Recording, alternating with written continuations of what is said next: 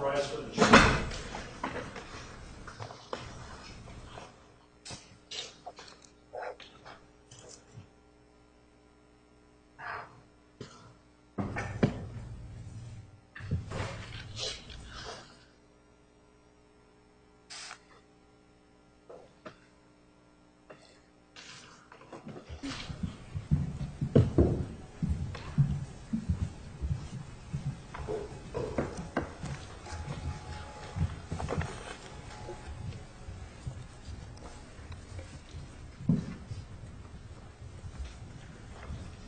Please be seated. The record will show the presence of the jury, the defendant, and counsel.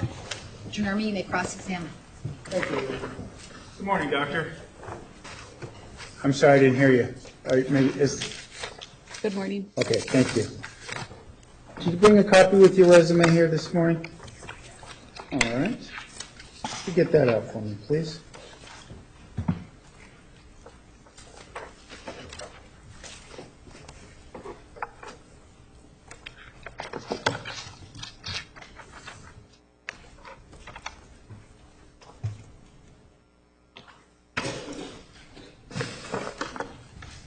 And this resume you have with you today, that's your current resume? Objection, if we could have that marked as an exhibit. Yes. I will. I just want to make sure it's her current resume, I right? still want it marked. Yes, it will be marked. Okay. Yes. It is your current resume. Yes. Okay. May I approach her? You may.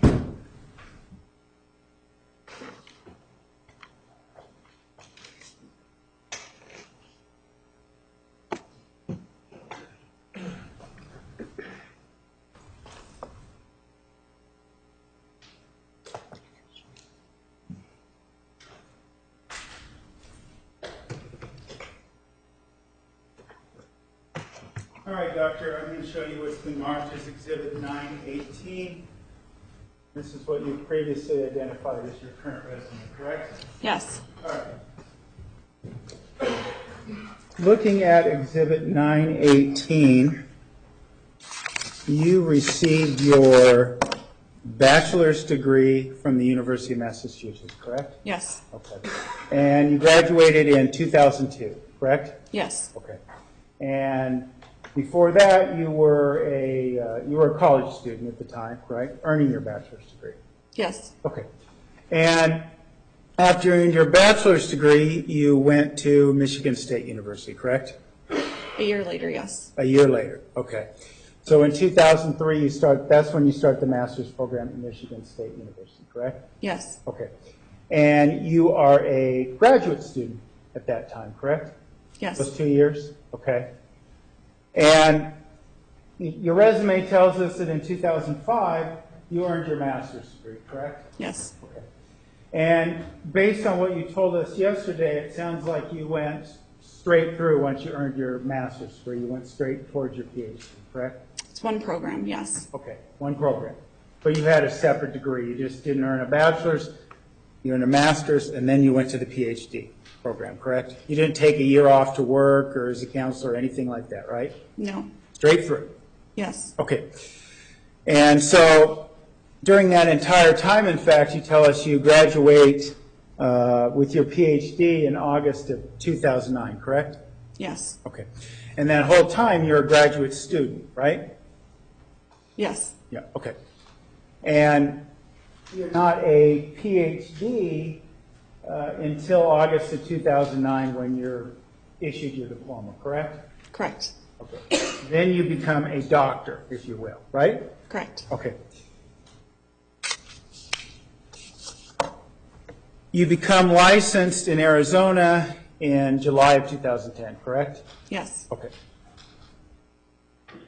And immediately after you receive your license, you were telling us yesterday that you were hired by Bayless and Associates, correct? Bayless Behavioral Health. Bayless Behavioral Health, okay. You're immediately hired and go to work for them, correct? Yes. Okay. And you evaluate Ms. Arias as an employee of Bayless Behavioral Health, right? Yes. Okay. And the report that you authored in this case You authored that in August of 2011, correct? Sometime in that time frame, yes. Well, do you not have a copy of your report with you? I do have a copy. Okay, why don't you grab that for us, Doctor?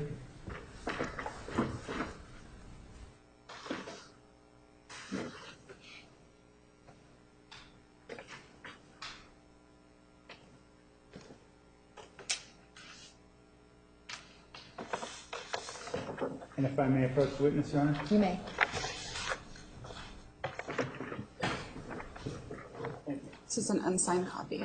What's that? It's an unsigned copy. It's an unsigned copy, but it is a valid copy. This is a direct representation of the work Yes. we did in this case.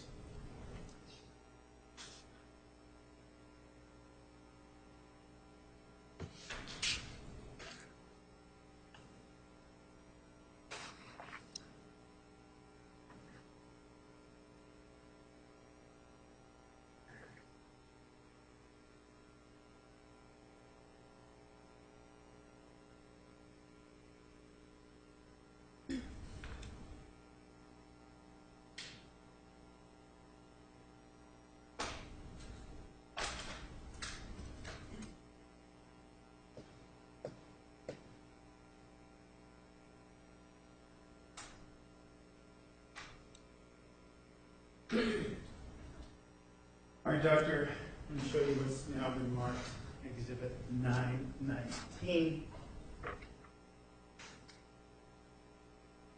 Refer to that and then tell me the day that you authored this report. 8/26/11. Okay. So you authored this report about a year, 13 months after you become licensed, correct? Yes. Okay. And you left Bayless Behavioral Health in about August of 2012, correct? Yes. Okay. And now you, in essence, I think based on what you were telling us yesterday, you work for yourself, correct? Yes. And what is the name of your, I don't know if company is the right word, is company the right word? Yes. Okay, what is the name of your company? Sentient Psychological Services. Okay. And what is the normal practice of Sentient Psychological Services? We're an outpatient facility. What does that mean? It means that we service individuals who are not hospitalized, but rather are seeking services on an outpatient basis. Counseling services? Therapy and evaluation services.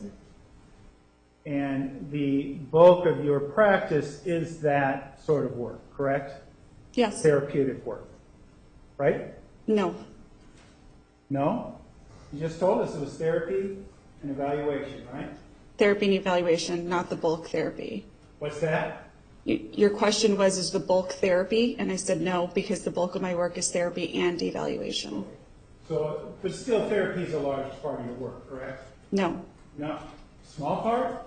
No, it's an equal part. Okay, an equal part. Yes. Between about 50% evaluation, 50% therapy, right? Roughly. It depends on the week. Every week is different, but I would say roughly, yes. By and large. Okay. All right.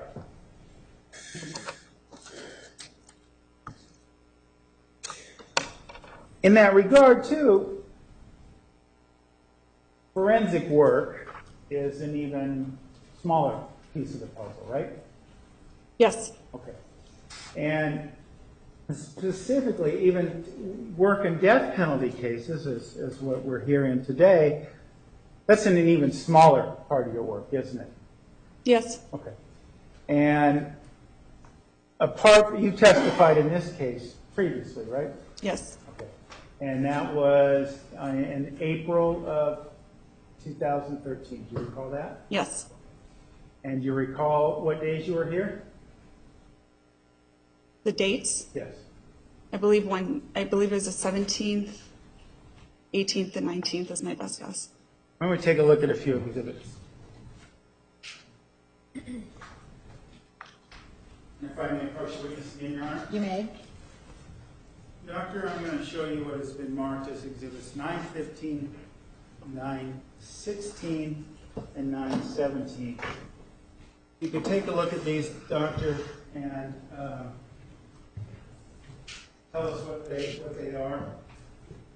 What they are? Yes. Looks like it's transcripts of my testimony.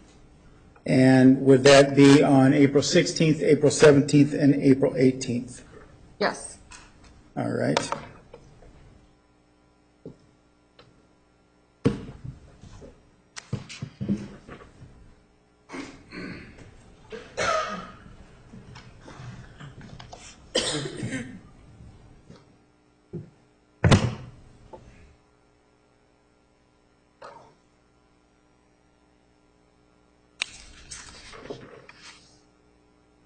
And apart from your testimony in this case, you worked on 2 other death penalty cases for the state of Arizona, correct? No. No? No. You haven't worked on any other death penalty cases? Yeah, there you said 2. Right, 2 others. You told me just the other day you testified in 2 other cases. Testified. And That's not worked? I was considering that as a broader explanation. Worked. So testified on, yes. So you just showed up and you testified and you didn't put any work in, you just showed up and testified for the state, is that what you're saying? No, I worked. Okay, you worked, all right. And wasn't that my question, did you work on those cases, right? I wasn't Objection, understanding. mistakes. He asked testified. All right. So you worked on 2 other cases for the state that you also offered testimony on, correct? I've worked on 3 other. Okay, 3 other cases. And you offered testimony for the state in those cases, in all 3 cases? Give me a second to make sure that I'm recalling correctly. So there's 4, including this one. 4 cases that you, Death death penalty. penalty cases. Yes. That you've testified for the state, correct? Yes. Worked on them, you testified on in those cases. Yes. Okay. And your testimony and your work was all related, correct me if I'm wrong, was it all related to a sentencing phase of a death penalty proceeding? In the other cases? Yes. Yes. Okay. So your practice, if you will, doctor, is 50% evaluation, 50% therapeutic, and you work part-time as a bit of a doctor death for the state, right? Objection, argumentative. No. The state. How much an hour do you charge the state of Arizona to come in and testify in these cases? $300 an hour. $300 an hour. And do you know how many hours you put in on this case? Several. Several. Okay, well, several's a broad range. How about you narrow that down for me? I'd have to just give an estimate. I don't know the exact number. You don't know the exact number. No. What's your estimate then? Since the beginning of the case? Yeah. I would estimate probably more than 50 hours, certainly. Probably less than 100 hours, but more than 50. Okay. More than 50 and less than 100. That's your testimony. That would be my best guess. Okay.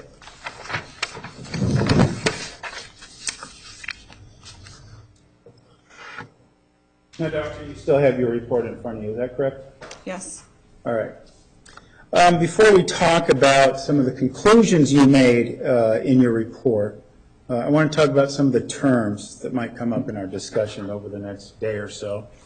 One of those terms being trauma. Is there a current or working definition of trauma in your field? Yes. And what is that? Could you enlighten us to what that is?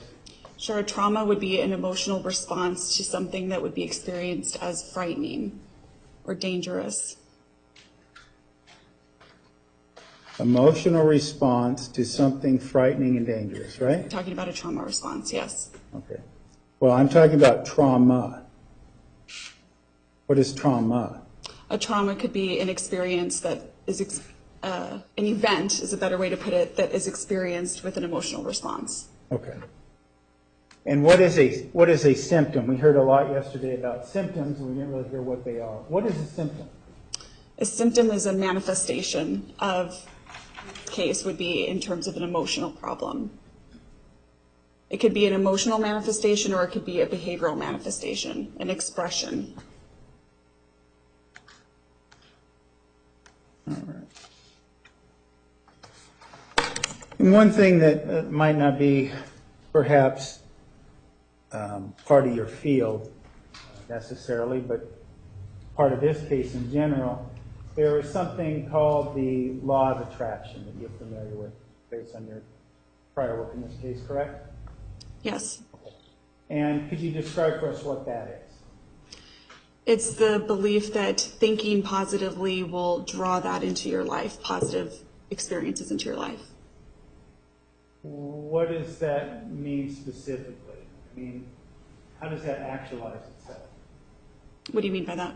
Well, I mean, you say you think about positive things, and positive things come into your life. Are you supposed to focus on certain things that you want? Is that what you're saying? How this works? Based on what I know about it, this isn't a psychological factor, Yeah. but it's the idea that the more you think about something, the more you focus on positive things, that positivity will come into your life.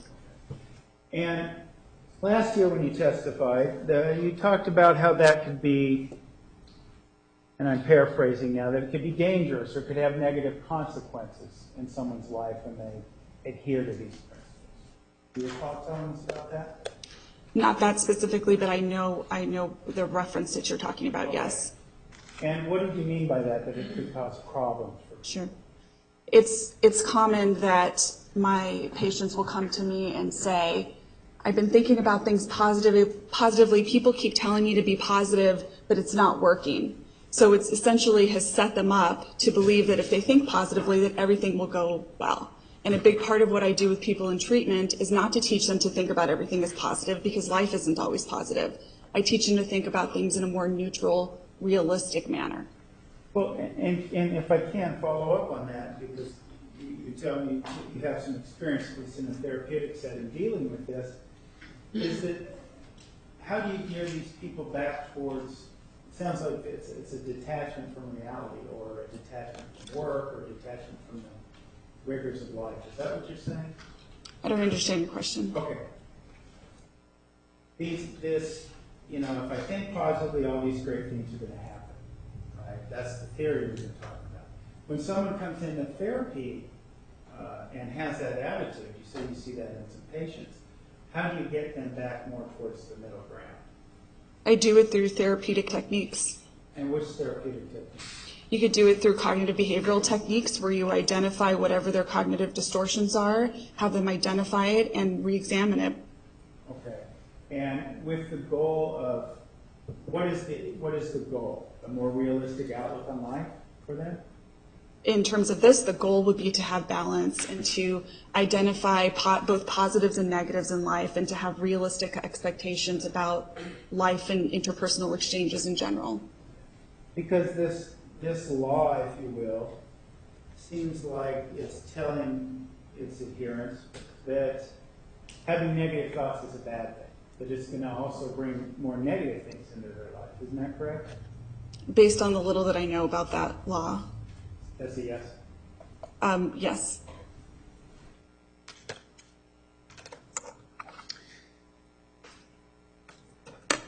How about in terms of going back to the maybe more the definitions that fit in with your profession, what is physical abuse? Physical abuse is the engagement in physical altercations with the purpose of having power and control. Okay. Specifically in your field, it's with the purpose of having power and control. When talking about it in the context of a domestic violent relationship. I just mean in general. Okay. Okay. Physical abuse, what is the definition, if you will? That would be physically assaultive behavior that occurs over time. It occurs over time. Does that mean there has to be more than one occasion? It depends on, I think people define it differently. The word abuse inherently has this notion that it means repeated. So sometimes it'll be used as, for example, a physically abusive situation, implying that it's related to one event. When the word physical abuse is given by itself, it's usually implying that there's a pattern in there. Okay.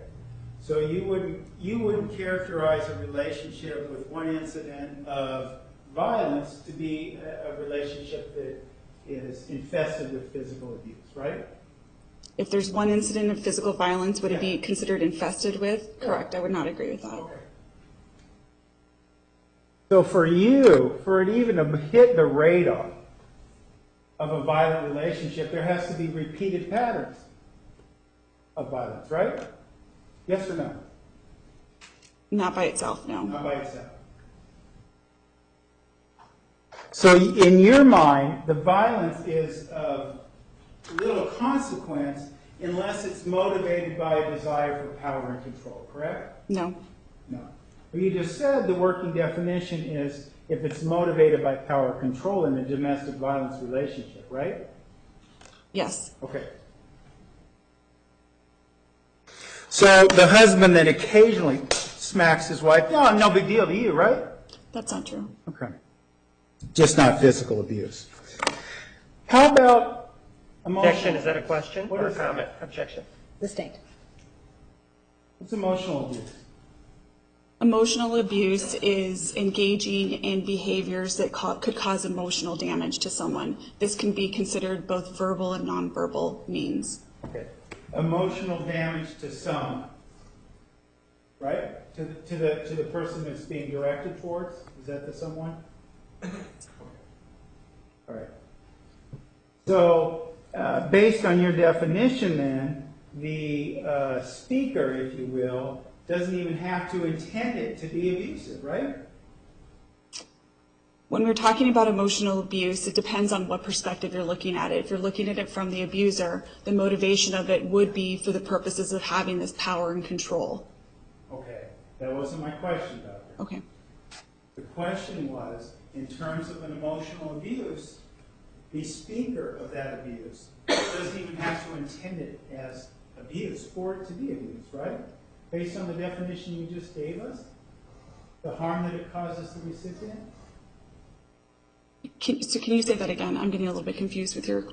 Okay, well, you just told us that it is emotional abuse if the words affect the feelings of another person, right? Yes. And that would mean, seemingly, that the person who is speaking those words doesn't even have to intend them as abuse for it to be abusive under the definition you just gave us, right? Based on the behavior or the experience of it. That's what I'm separating out. Somebody can experience something as emotionally abusive without it being the intention, but that would be their experience, not the person's intent to do it. Right. Okay. But the person can perceive it as emotionally abusive regardless of what the intent is. I would agree with that, yes. Okay. Now, in terms of the way we diagnose people in your profession when you do an evaluation or forensic work, a couple of different manuals came up. Yesterday you spoke about the DSM-4 TR and the DSM-5. Do you recall that? Yes. Okay. And what is the DSM? It's a diagnostic and statistical manual. It's the manual that includes symptoms that are related to psychological disorders. And psychological disorders, also something that you admitted yesterday were also mental illness, correct? That is a term that they're used simultaneously, yes. All right. And we heard the terms, you talked about, you used the DSM-4 TR when you evaluated in this areas, correct? Correct. Okay. What is the DSM-4 TR compared to DSM-5? What's the difference? There's some new disorders that are included in DSM-5. There's changes to the symptom patterns. Some are big changes, some are small changes. There's recategorization of different disorders into DSM-5. So, if I understand what you're saying, the DSM-5 is the evolution in thinking, I guess, in the field. Is that correct? What do you mean by evolution of thinking? Well, I mean, things progress and certain disorders get redefined, that sort of thing, correct? Yes. Okay. Now, does that mean that, well, we make a diagnosis under the DSM-4 TR? That's the one that directly preceded the DSM-5, right? Yes. Okay. You make a diagnosis under the DSM-4 TR, and the DSM-5 comes out, you just throw away that evaluation on the DSM-4 TR. Is that the way it works? Throw it away? What do you I mean, mean? is it no good? Is it invalid because a new DSM came out? No. It's just as valid as it was before the DSM-5 came out, correct? Yes. Your evaluation. Yes. Okay. And why is that? Why do they stay the same? I mean, why are they still valid? Because it was based on the diagnostic criteria that was available at the time. And most of the disorders have a lot of overlap. While there were some new disorders that were added, the existing disorders are very similar. So you are still, to this day, remain confident about your diagnosis, correct? Yes. And its continuing validity, correct? Yes. Okay. Now, there is a difference within these manuals, would you agree, between personality disorders and disorders that are transitory or temporary, right? In the DSM-5? In any DSM you want to pick, that there is a difference in terms of the disorders, psychologically speaking, between those that are personality disorders and those that are transitory or temporary disorders, correct? I feel like I need to explain that rather than a yes or no. Okay. Why don't we do it this way?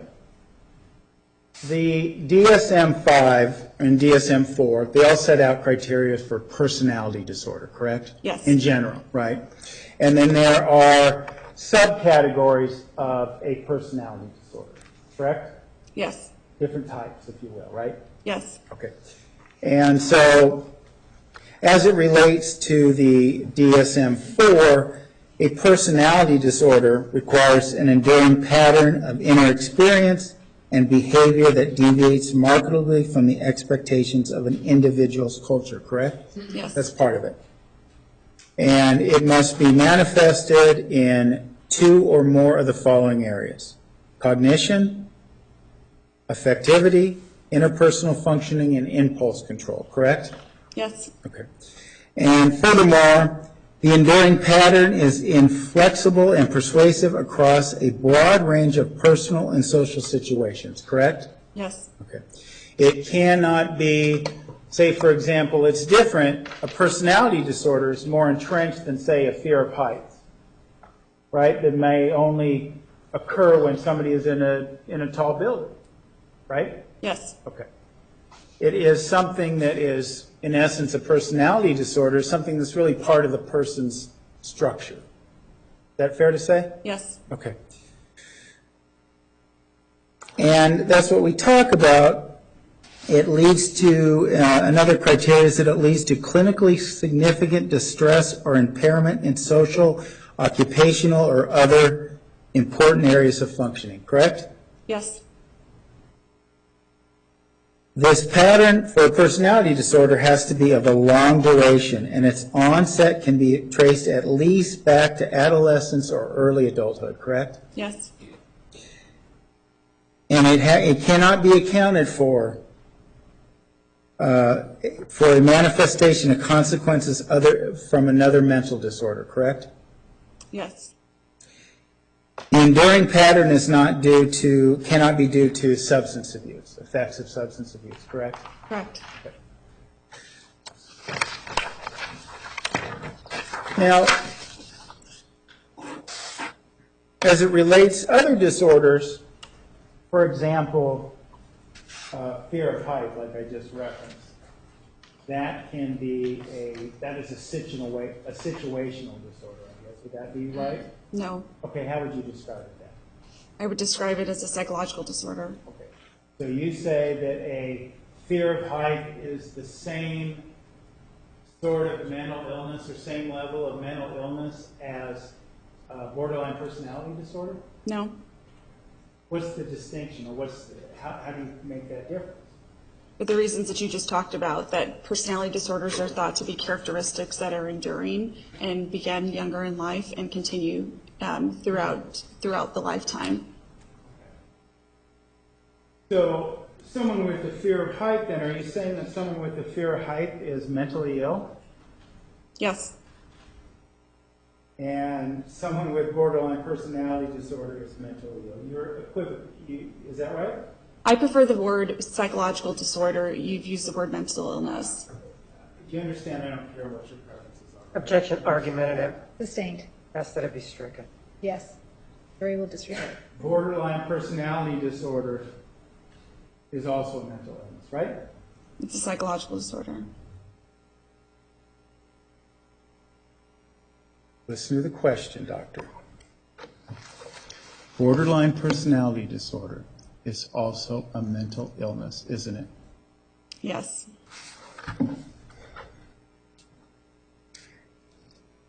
Now, one of the things that you told us yesterday is that you diagnosed Ms. Arias with not one but two of these mental disorders, right? Correct. And you told us that you diagnosed her with borderline personality disorder. And by the way, when we're talking about borderline personality disorder, is that kind of just like being a jerk? Is that what that is? No. No. It's more serious than that, right? Yes. So if someone said, well, borderline's no big deal, it's kind of like being a jerk, you would disagree with that statement, wouldn't you? I would disagree. Now, this adjustment disorder that you spoke of, is that a permanent, long-standing personality disorder like we just discussed?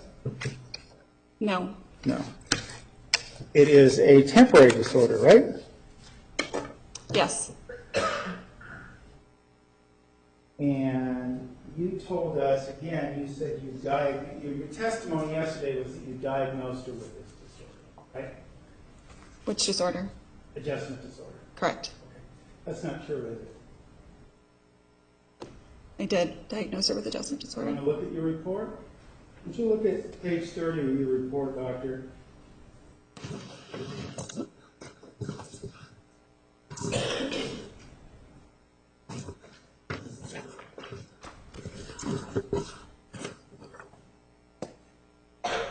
I'm there.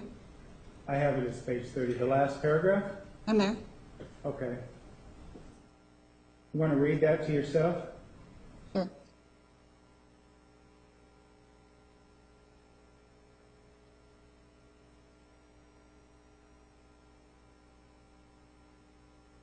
Okay. You just said it appears she has symptoms related to adjustment disorder, correct? Correct. Okay. You didn't diagnose her with it, correct? Incorrect.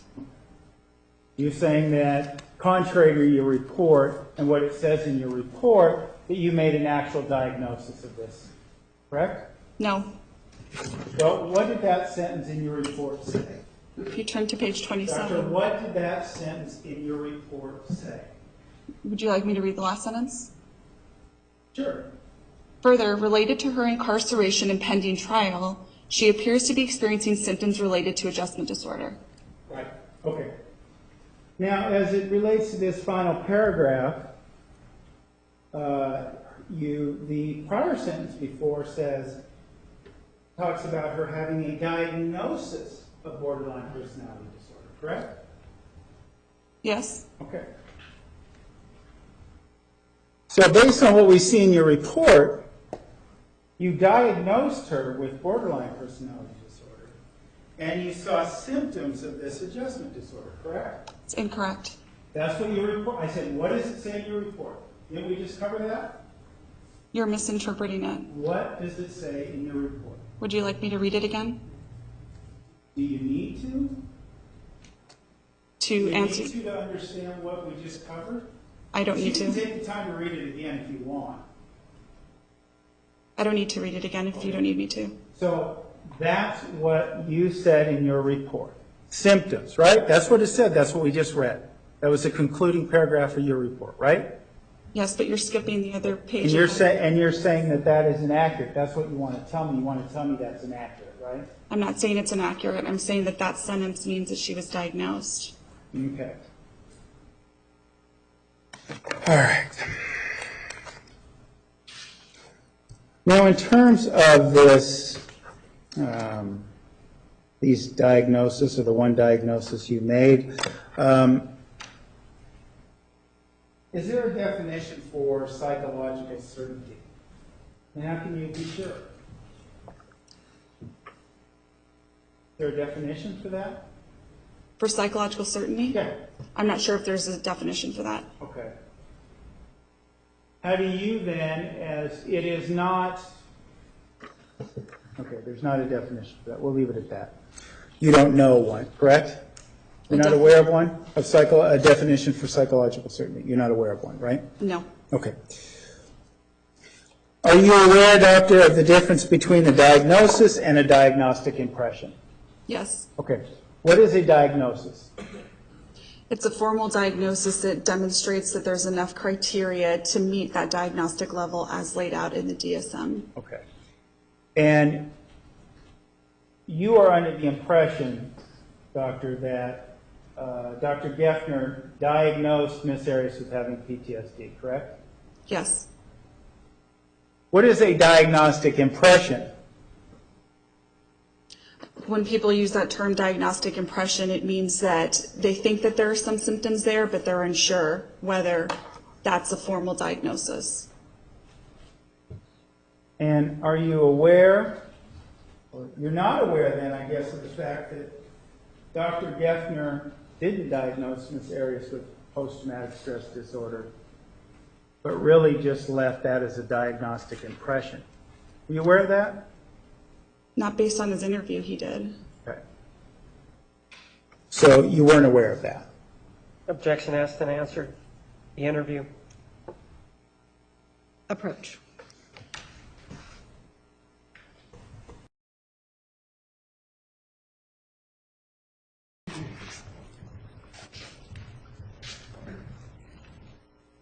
So you're not,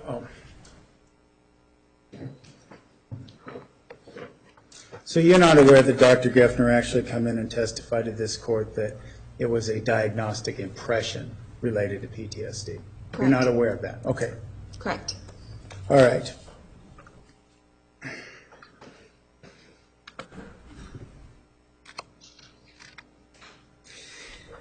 Now, would you agree with me, doctor, that borderline personality disorder is a serious mental illness?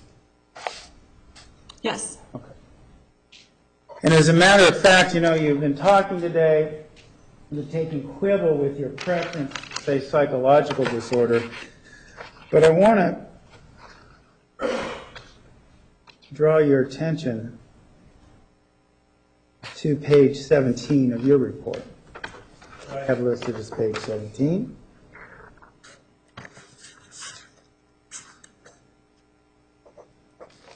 And you typed this report, right? I did. And you are responsible, completely responsible for its content? Yes. And no one forced you to write certain things or add certain things into this report? No. No one chose your verbiage for you? No. You had complete control over what terms you were going to use in this report, right? Yes. You are aware of the fact that you referred to Ms. Arias' borderline personality disorder twice in your report as a quote mental illness. You aware of that? No. You're not aware of that. Okay.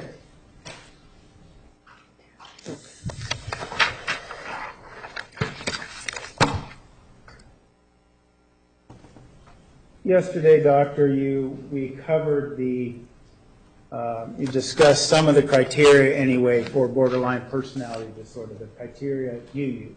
Yes. And if I may approach the witness, Your Honor. You may. Doctor, I want to show you what's been marked as Exhibit 622. I guess I should ask, do you know all the criteria off the top of your head, or would it help to have this? I know them. Not verbatim, but I know the criteria off the top of my Okay, head. so you don't need this. You don't need the list? I don't know what your questions will be to answer that question. Well, let's do it before you're up here anyway.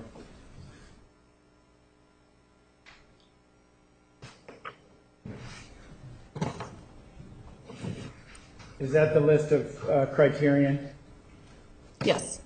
And as a matter of fact, that list formed the substance, if you will, of your testimony during the last trial, correct? Say that again? Well, you used the same criteria as the basis for the diagnosis and how you explain that diagnosis at the last trial, did you not? I believe so, yes. Okay.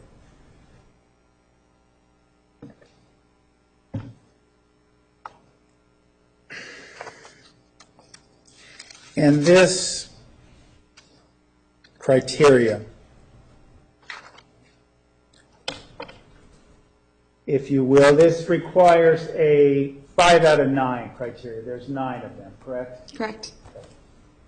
And you, as a evaluator, go in and determine whether or not a person meets a sufficient amount of criteria, correct? For any given disorder, yes. For any given disorder, right. But you take the testing, you take the interview. I believe you used the term data points during the last trial, correct? Correct. We talked yesterday, you gave her the MMPI, 2, right? Correct. Okay. And you do about 17 hours of interviews with her, correct? It's 12 hours, Okay. 17 hours total. 17 hours total. So there was 5 hours of the testing and 12 hours of clinical interview. Roughly, yes. Okay.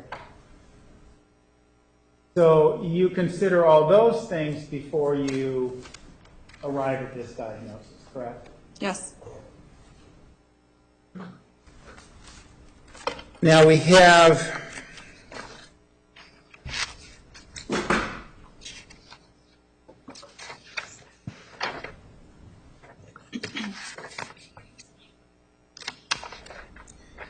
the backdrop, what we talked about earlier, that in order for you to diagnose with any personality disorder, including borderline, the symptoms have to exist over time, correct? Yes.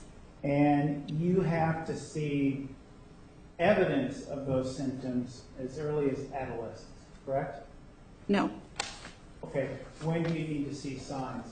It's either adolescence or early adulthood. Adolescent. And how is early adulthood defined? After age 18. What's that? After age 18? Okay. Well, when does that top out, so to speak? I mean, when does early adulthood end? I'd say roughly around age 25. Okay. All right. So ultimately then, you need to see evidence between adolescence and by the time someone reaches 25 in order to make this diagnosis, correct? Just evidence of it, yes. Okay. Now, you described for us, we talked anyway about the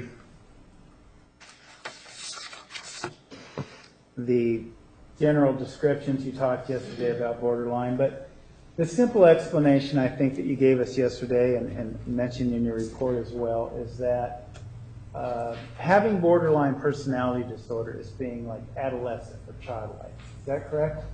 I did not say that in my testimony yesterday. Okay. Well, why don't you look at your report? We look at page 26 of your report. Well, let me do it this way. You don't consider that an apt description of what borderline is? I would say that having adolescent-like features is absolutely, I was just saying that I did not say that yesterday. Okay. Well, I said it might have been in your report as well. So it is someone acting childish, correct? That's consistent, I guess, if you will? I'd like to give a further explanation. Okay, sure. Why don't you explain to us, just kind of in general, what borderline person is like? Sure. In general, in terms of how it relates to having this adolescent-like behavior, a lot of the symptoms that you can see in typical adolescence can be seen in people with borderline personality disorder, such as this identity disturbance. Throughout adolescence, you're still developing one's identity. As you might remember, young teenagers might be emotionally labile, getting upset very easily, young in age. And what this is thought of is that it's persistent throughout into adulthood, whereas most people don't continue those characteristics as they get older. Okay. Well, thank you for that, Doctor. But in that regard, too, When we're talking about teenagers, you mentioned they had a greater sensitivity. I think is the word you used, correct? I don't know if I use the word sensitivity, but in terms of emotion, being emotional, Yeah. yes. Emotional sensitivity. Young teenagers, yes. Yes. So, such a person, and those of us who know adolescent teens, know that they can be upset very easily, right? Objection, argument, those of us who have kids. Argument. Well, Jimmy answer. Yes. So things that might not upset a person who doesn't have borderline personality disorder might upset someone who does. Ask that again, please. Well, in that same regard, for example, in the way an adult might not be offended by certain things and a teenager would, a person without borderline personality disorder wouldn't be upset by things in the way that a person with borderline would. I agree with that, yes. They're more sensitive people, right? I would describe it as emotionally labile, reactive, yes. But would, in $2 words, as the saying goes, would sensitivity be also, or sensitive? Would that also be true? I'm sensitive to criticism? Yeah. Yes, I would agree with that. And sensitive in a lot of different ways, wouldn't they? Such as? Emotions. They might read more into things than are really there. Yes.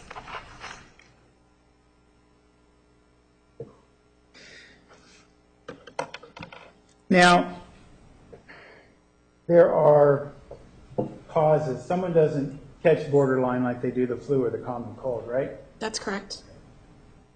And you and I talked the other day about some of those causes, didn't we? Yes. And you talked to me about some of the work of Marsha Linehan, correct? Yes. Okay. And one of the things you told me was that this was the most popular or most prominent theory in your field as it relates to causes of borderline. Is that correct? It is a popular, yes. And you told me that that's one that you agree with. Yes. Yes, okay. And maybe rather than asking me questions, could you describe Linehan's theory regarding the causes of borderline for us? Sure. Thank you. According to Marsha Linehan, and not just her, several researchers have talked about borderline personality disorder developing as a result of two broad factors. The first factor is considered that the person has some innate sensitivity to have difficulty regulating their emotions. So they are born with this difficulty, this biological difficulty that prevents them and makes it difficult for them to regulate their emotions properly. Now, just because that's present, that doesn't mean that the disorder will develop. In addition to that, what she talks about, or many researchers talk about, is that you have to combine an environment that will, I'll use the analogy of turning on a light switch. So the person may be born with this sensitivity, but unless there's environmental circumstances, the light switch won't then be turned on so as to develop the disorder. One of the main areas that Linehan and other researchers focus on in terms of that environmental factor is this idea of an invalidating environment. What an invalidating environment means is that the person who has the sensitivity, their emotions are not validated by the people around them. So if you combine the two, the theory is that the person will develop symptoms of borderline personality disorder. Thank you, Beth. Coach, do you want to take a break this morning? Yes, we'll take the break now. This is a good time. All right, ladies and gentlemen, 10 minutes, 10 minutes. Please remember the end.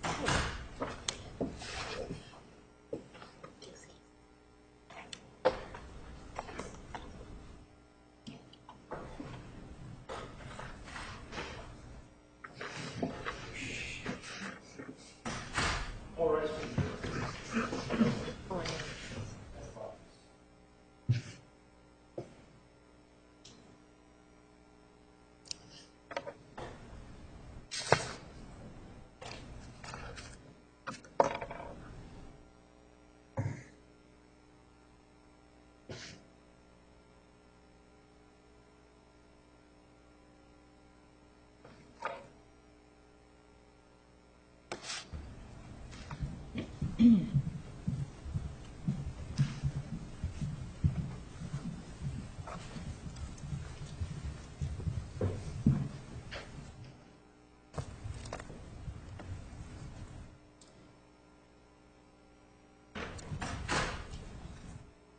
be seated. The record will show the presence of the jury, the defendant, and counsel.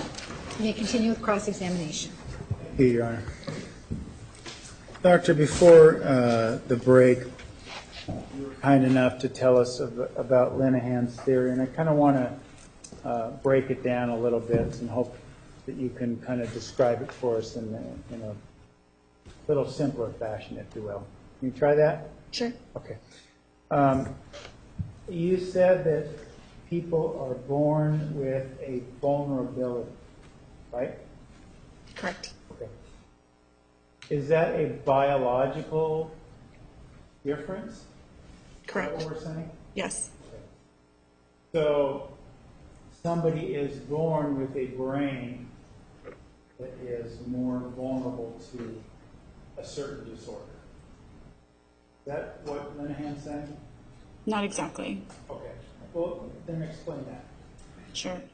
So they're not exactly sure, they being researchers, we are not exactly sure what the exact biological vulnerability is. It's theorized that it has to do with the limbic system in our brain, which is the area of our brain that helps regulate our emotions. So that's a theory that might be an area that is associated with this difficulty with regulation. And it's not specifically linked to just one disorder. When people have problems with their limbic system, it could result in many different problems or psychological disorders.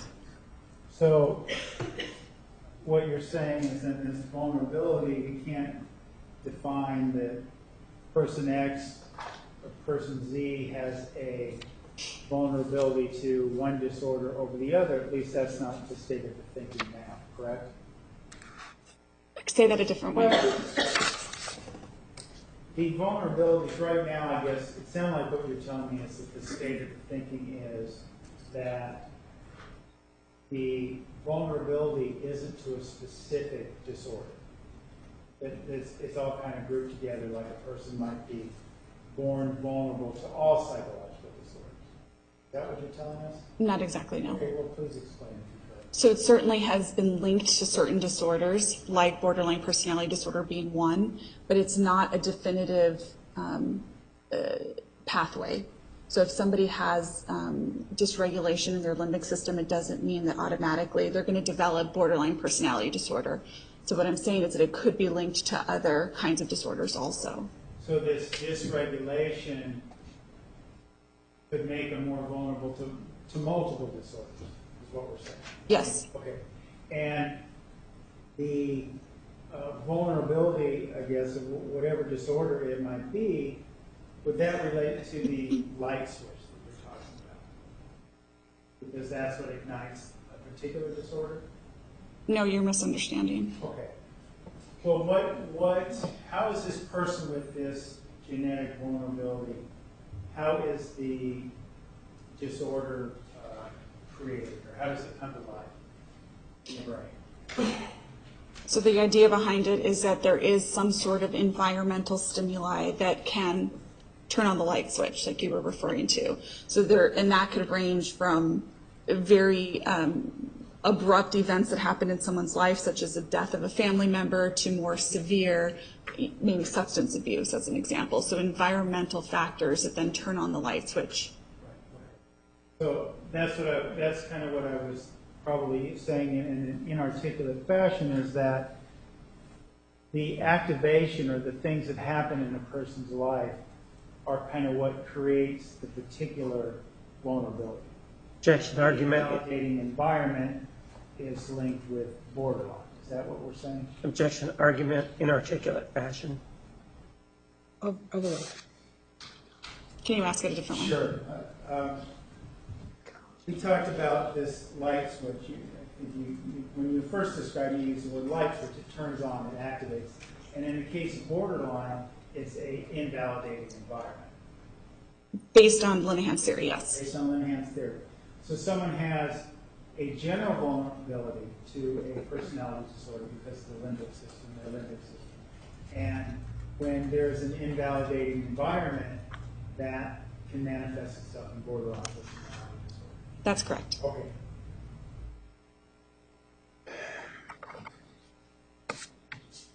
Now, then the question I think becomes, what under Linehan's theory is an invalidating environment? How does she define that?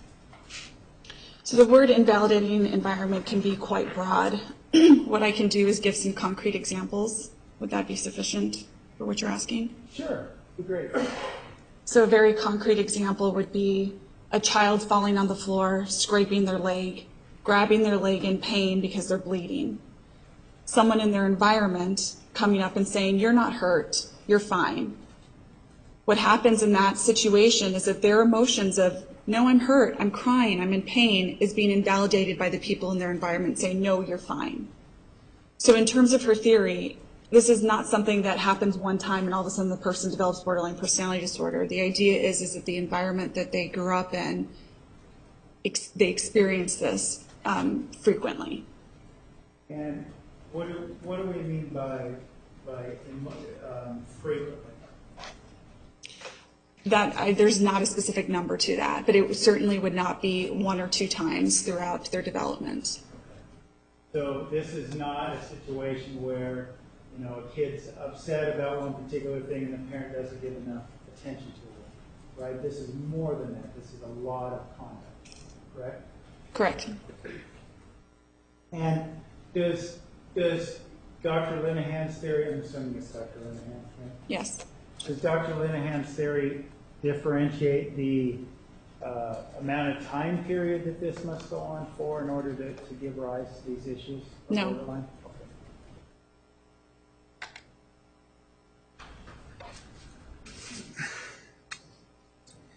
Now, in terms of Ms. Arias and your diagnosis of borderline personality disorder, do you see evidence in the records you've reviewed, all the data points that are demonstrative to you of a invalidating environment being in Ms. Arias' childhood? I see information based on what she reported to me, yes. Okay. And you've diagnosed her with this, so you would think that the invalidating environment would be consistent with your diagnosis, right? I didn't understand your question. The invalidating environment that she reports would be consistent with your diagnosis, correct? Yes. Okay. And you considered what Ms. Arias reported when making your diagnosis as well, correct? Yes. So if you could give us some examples of the invalidating environment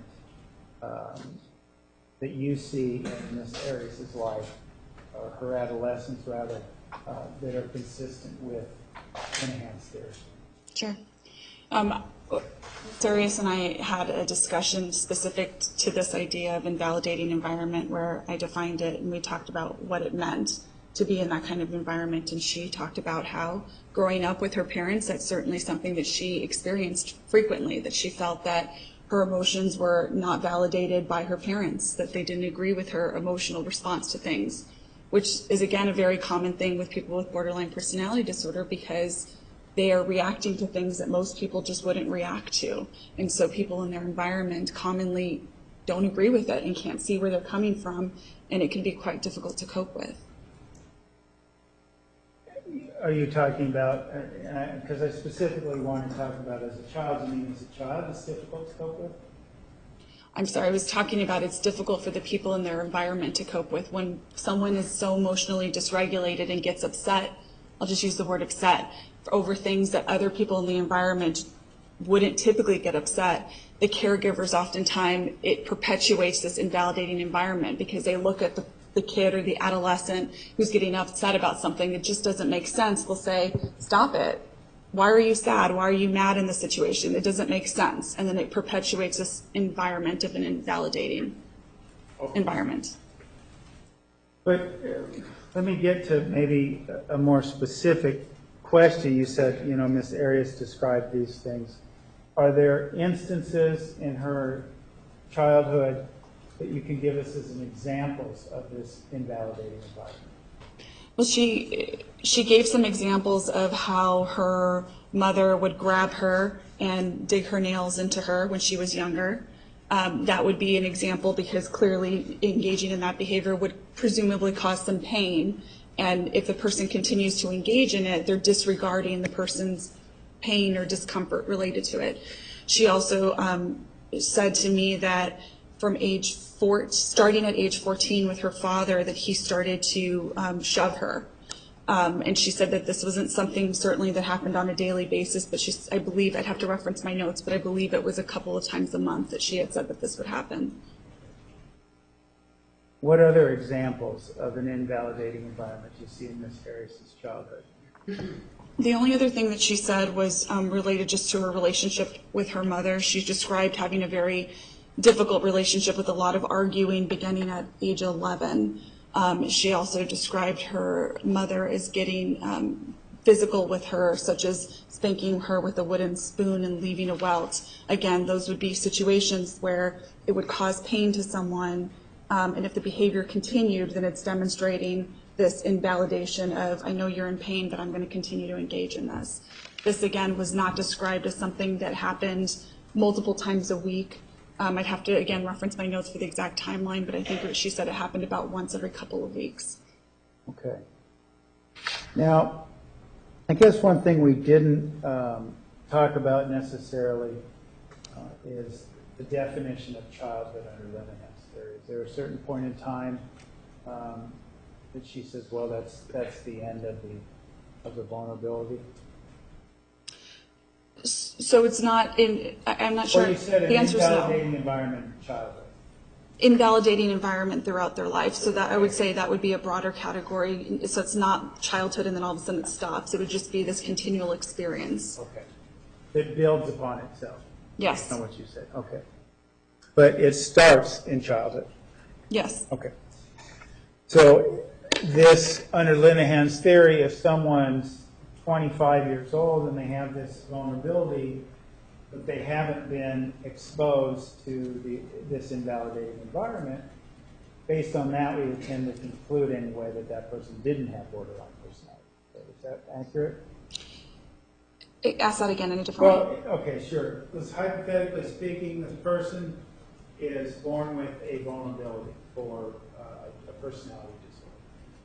But going back to our analogy earlier this morning, the light switch, as it relates to borderline, never comes on because there's not this invalidating environment. I'm following you, yes. Okay. All right. Then say they're 25 years old and they become in this invalidating environment and things of that nature. But it sounds to me like what you're saying is under Linehan's theory that couldn't give rise to borderline personality. That stage in someone's life. Right, because at that stage, theoretically, their personality traits have already developed. Whereas when they're younger, they're still in the process of developing their personality traits, which could go in an adaptive manner, or it could go in the maladaptive manner, which would then develop into a personality disorder. There were also do you still have your report up there, Doctor? I do. Well, even page 4 of your report, and if you need it, maybe you don't even need it, but you recall there being an incident, Ms. Arias describing she was advised anyway that she was sexually attacked by a cousin who was about 5 or 6? She did tell me about that. And that behavior, that was an observation made by, I believe, her father, right? I don't remember who. Okay. An older family member? I remember her seeing a family member. What's that? I remember her seeing a family member. Okay. And in that regard, exposure to that sort of attack, whatever it was, is that same sort of pattern that we're talking about? I mean, is it consistent with this environment? Well, she had no memory of it. Okay. So does that mean no, that it's not? If she had no memory of it, because theoretically this goes back to how did they experience it. When someone tells you that your emotions are wrong, then you start to question, what are my emotions? Or having these emotions are wrong. That's the development, the process development that happens, which then turns into these symptoms down the road. Okay, well, you said something interesting there. Having these emotions are wrong. Yes. So what you're saying is each child in this environment is also feeling like to have emotions, because whatever emotion they have, they're told is wrong. They learn, in essence, not to have them. Is that what you're saying? No. Okay. Explain to me then the difference. So let me give it, I think giving an example might help. So if a child, all of a sudden, I'm just saying the word child, but it could be older, gets upset about something that nobody else in their environment can understand, people in their environment might say, what are you doing? Why are you doing this? And react. When people react that way, the person will look at themselves and say, well, what just happened? Was that emotion wrong? Should I not have responded that way? So theoretically, then what happens is that they look to others to tell them how they should emotionally feel. Did I answer your question? Well, kind of, they are in essence learning, and I don't want to put words in your mouth, but it sounds like what you're saying is that they are learning that their own emotions are wrong? They're learning to not trust their own emotions. Sounds like we're saying the same thing, that they're learning their emotions are wrong, but you said trust their emotions. So could you explain this? Sure, and I guess I'm trying to differentiate from something you said earlier where you said they don't experience emotions. So that's how I was trying to differentiate. Okay. So it's not that they don't experience emotions, it's that they don't trust their own experience of deriving it themselves. So they start to look to other people to tell them how they should feel and act in different situations. So as the development of the symptoms that I talked about yesterday. So in a way, though, they are, I guess what I'm saying is that they're learning that their emotions are wrong and that they need to look for others for what the proper emotion is. Yes. Okay. And it would sound to me like part of the impact of that would be one of the diagnostic criteria is that they wouldn't have much of a sense of identity then. Is that how that kind of develops, that lack of identity? Correct. Okay.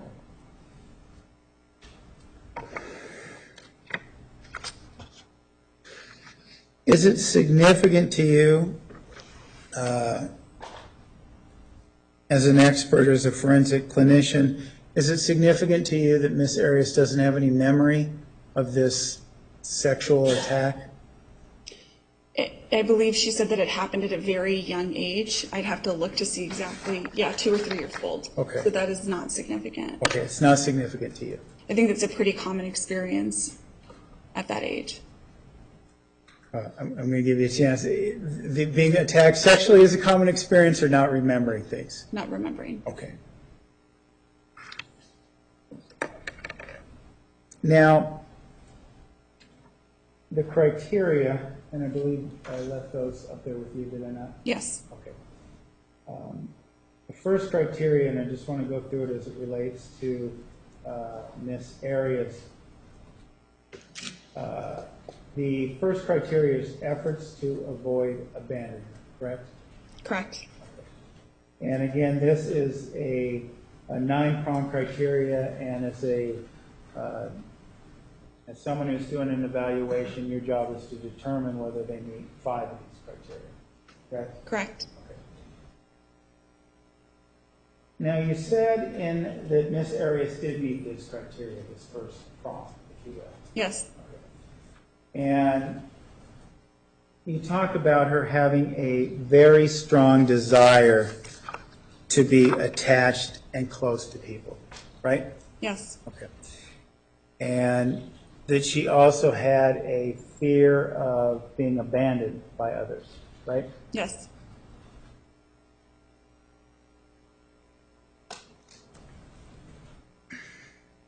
How does that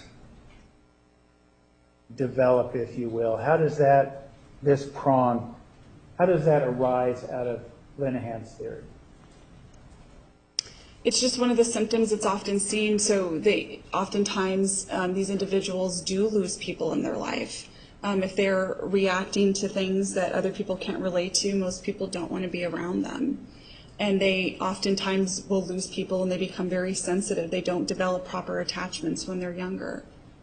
Well, let me ask you about that. Why, when they're younger, using Linehan's theory as a backdrop, why, when they're younger, are they not able to formulate these attachments as a child?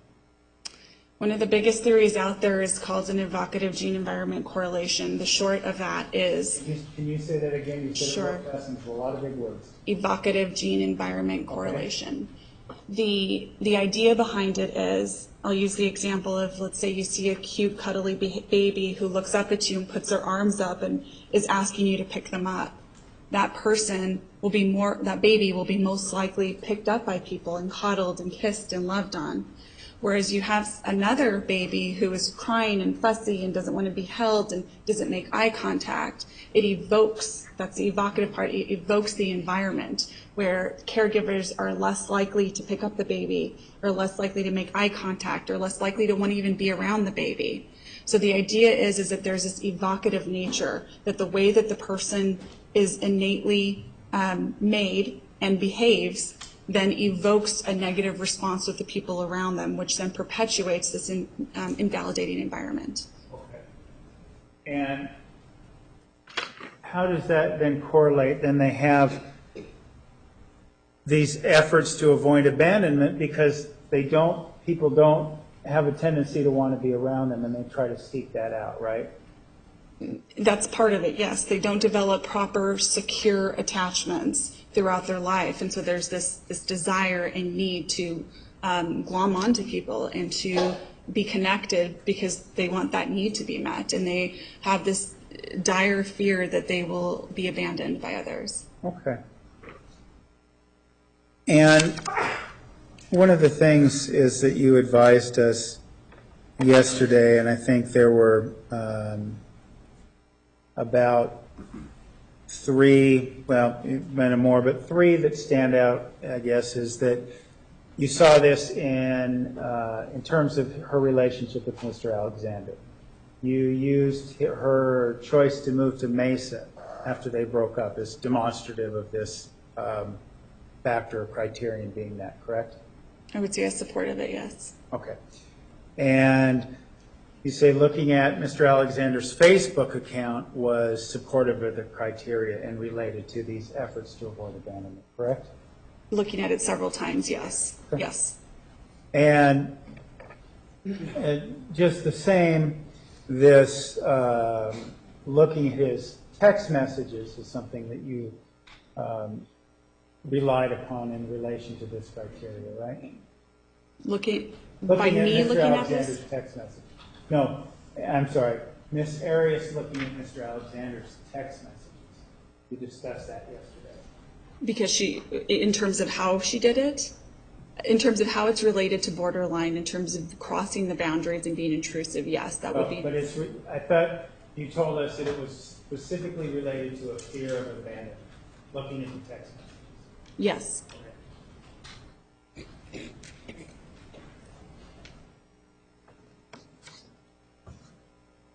And in terms of looking at Mr. Alexander's online activity, be it Facebook, text messages, MySpace, it was still going at the time, that was something that Ms. Arias reported to you, wasn't it?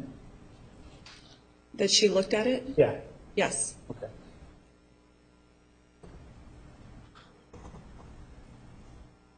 There wasn't any physical or computer evidence supporting that, right? What do you mean? Well, there wasn't any other evidence really other than at least the bulk of it was her word, right? That she had gone into his emails? No, that's incorrect. So you say that there is computer database evidence that demonstrates that Ms. Arias got into Mr. Alexander's Facebook account? Can you tell me what you mean by database? Well, is there some sort of computer forensic assessment that demonstrates this? I'm not aware of that. Okay.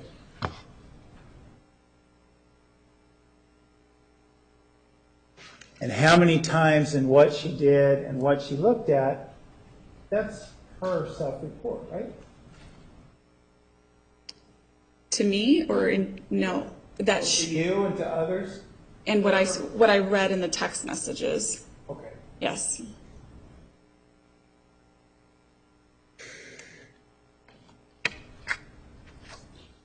There was also, you reviewed, well, let's see, you're aware, we talked about yesterday, that one significant relationship in Miss Arias' life was with a young man named Bobby Juarez. You're aware of that? I am. Okay. And would looking at his emails or online accounts, would that also fall under this structure of fear of abandonment? If she was doing it without his permission, yes. And you've reviewed her testimony, correct? No. You have not reviewed her testimony? A couple of excerpts, that's it. Okay. So you're not aware of her testifying, her self-report, that she looked at Mr. Juarez's email. You're not aware of that? I'm not aware of that. Okay. But going back to what we said moments ago, if you had that data point, such actions would be consistent with Ms. Arias' efforts to avoid abandonment, correct? Correct. Okay. And this is also consistent with your diagnosis of borderline, correct? Correct. Okay.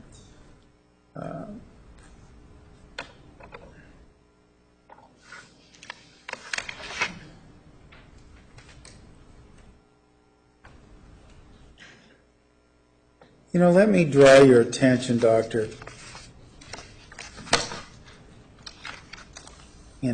well, let's just move on. Mr. McCartney was another significant relationship in Miss Arias' life, correct? Yes. Okay. And you talked about, in your report, you discuss how Miss Arias' choice to maintain a friendship with Matt McCartney after he was unfaithful on her, cheated on her, if you will, as evidence of a fear of abandonment, correct? Of that and other symptoms, yes. Okay.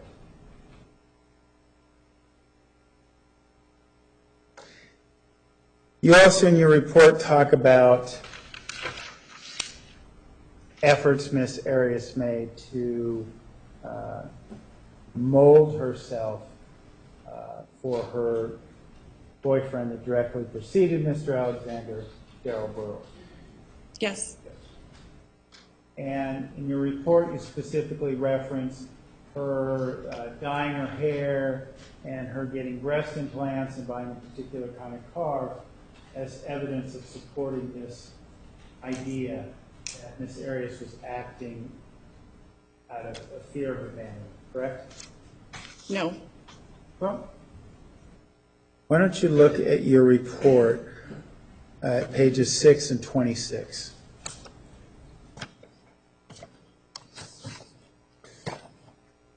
I'm on page 6. Okay.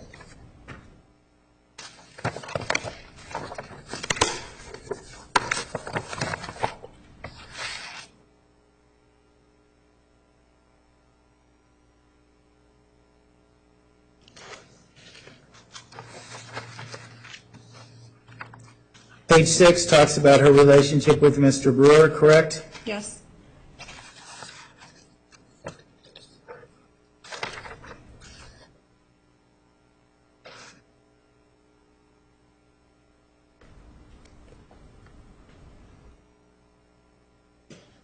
Why don't you review page 26 of your report? Why don't you read that to yourself? 26? 26.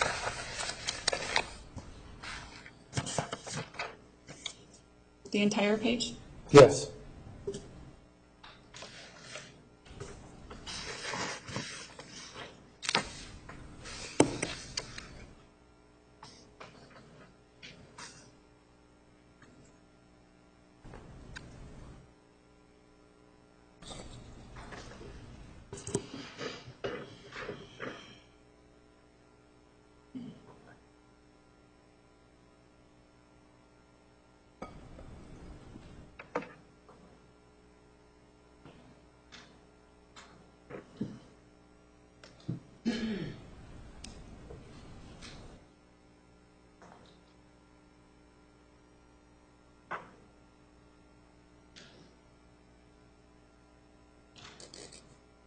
Okay. Okay.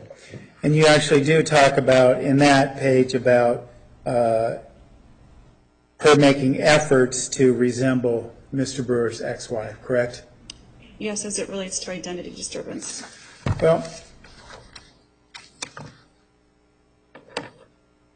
how do you, as an evaluator, draw a distinction like that?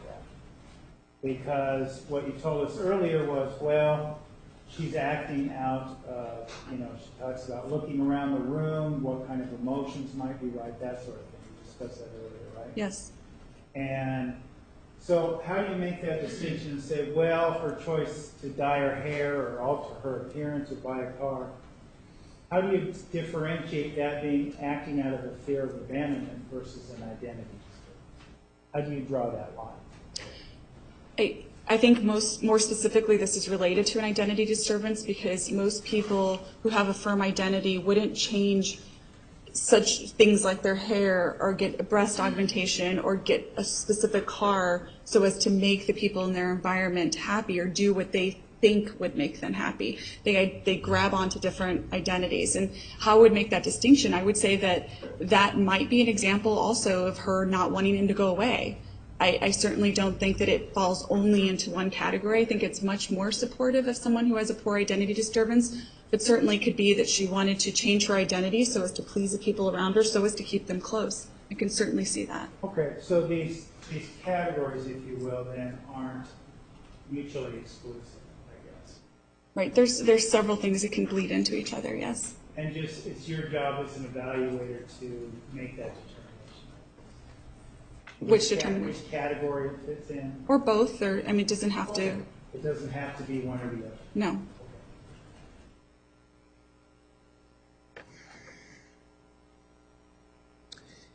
The next criteria is the unstable, intense interpersonal relationships, correct? Yes. Okay. And it was your conclusion that Ms. Arias met this criteria, right? Yes. And one of the things you've told us or you testified to in the past was that people with borderline personality disorder have a difficult time maintaining healthy interpersonal relationships. Yes. Okay. And they have a tendency to split people, correct? Yes. And what do you mean by split people? That's related to the symptom of idealizing and devaluing people. So it's the idea that people are either really good or really bad. They really idealize them or they really dislike them. Okay. So we're not talking about separating groups of people. We're talking about a dual perception of the same individual. Correct? At certain times, they idealize or they devalue? It could be within a person or across people also. Okay.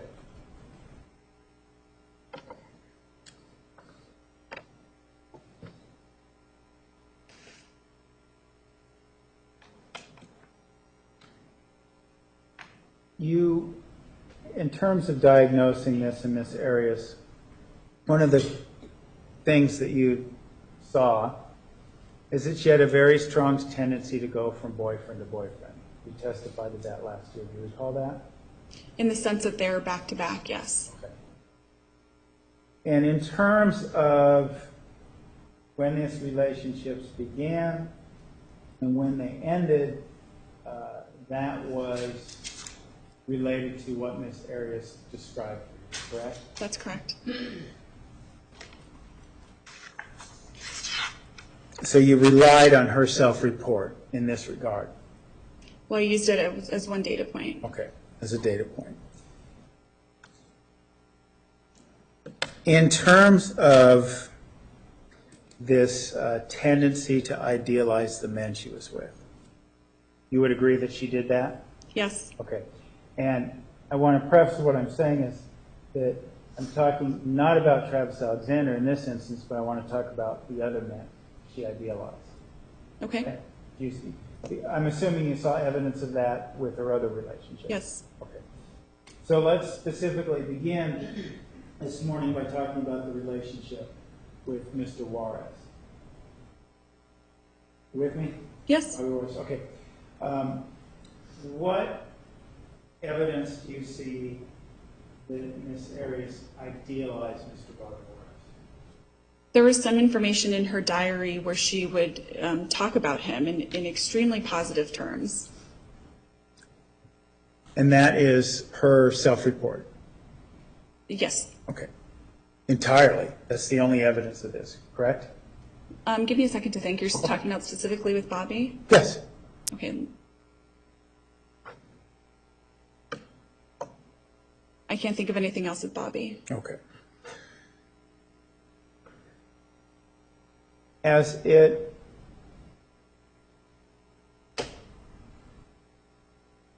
relates to Matt McCartney, what evidence of idealization do you see in that relationship? You can see it in terms of how she continued to stay with him when he had already deemed the relationship over.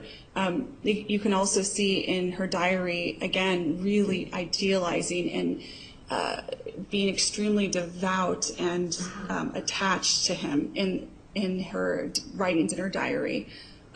Also, she had described, not just with him, but with all the boyfriends, that every boyfriend has cheated on her. Well, I don't want to go beyond my So then I'll stick to Matt. I don't want to go beyond my question in terms of the devaluing, but you're talking about journal writings Ms. Arias wrote about Mr. McCartney as evidence of the idealization. Yes. And the fact that they maintained a friendship even after he cheated is further evidence of the idealization, right? The fact that it was a pattern for her, yes. Okay. A pattern of maintaining friendships with her significant others? When all of them have cheated, according to her, yes. All right. So, and then in terms of the existence or the extent of this friendship, a lot of that, too, is self-report from Ms. Arias' diaries, correct?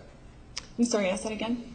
In terms of the extent or the nature of the relationship she had with Mr. McCartney after he was unfaithful to her. With me so far? Yes. The evidence that describes the nature and extent of that relationship is from her journals? Is that what I heard you say earlier? As one. As one, okay. And her self-report and what she described to you? As another one. Okay. But there's more. There's more? Yes. Okay. And what would that be? The interviews with Matt. Okay. So the self-report of Ms. Arias and the interviews with Mr. McCartney? Yes. Okay. How about Mr. Brewer?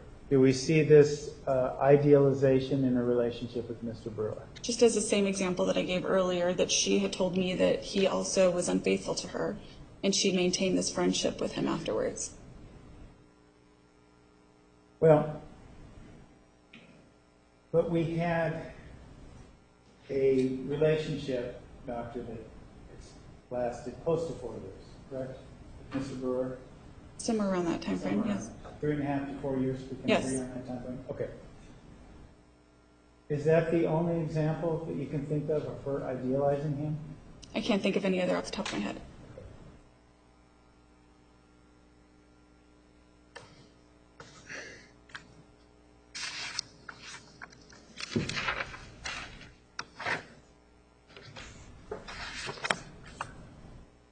The third criteria, Doctor, is an unstable self-image or identity disturbance. Is that accurate? Yes. Okay. And this is a symptom you found with Ms. Arias, correct? Yes. Okay. And we talked a little bit about that this morning, but it really involves the changing to match their environment. Is that correct? Match? Well, that's probably a bad choice of words. They want to act in a way that pleases those that are around. And they're trying to seek out an identity to relate to. Yes. But when we talked about this as it relates to, say, Mr. Brewer and this issue, well, not as to Mr. Brewer, but her relationship with Mr. Brewer, this changing of the hair color, the buying the same car, the breast augmentations, things like that. A few minutes ago, we talked about how that was signs. You put that in the category of an identity disorder, right? Yes. Okay. So, and that was my point. She was doing that, and we talked a little bit about fear of abandonment, but she was doing that to please Mr. Brewer, correct? Not per his request. This is something that she was trying to do because she thought that he would like it. Right. And because she's trying to figure out who she is. Right. Well, and I'm not saying that he asked her to do this. But what I'm saying is the ultimate motivation would be to please Mr. Brewer, to kind of help her garner that sense of identity. Is that what you're saying? Yes, I'd agree with that. Okay. Because is it the validation from others that helps the person with an identity disturbance feel like they have an identity? Not necessarily.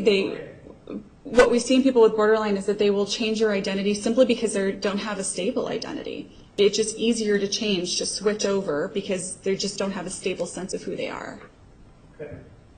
Well, one of the things you identified, and maybe you can explain this to us, one of the things you identified in your report and in your testimony is Ms. Arias kind of adapting her behavior based on the relationship she was in, right? Yes. And if you recall, you talked about, and I'm not holding you to specifics here, but you talked about how she lived in a campground with Mr. McCartney, and you talked about how she was very professional with Mr. Brewer, that sort of thing.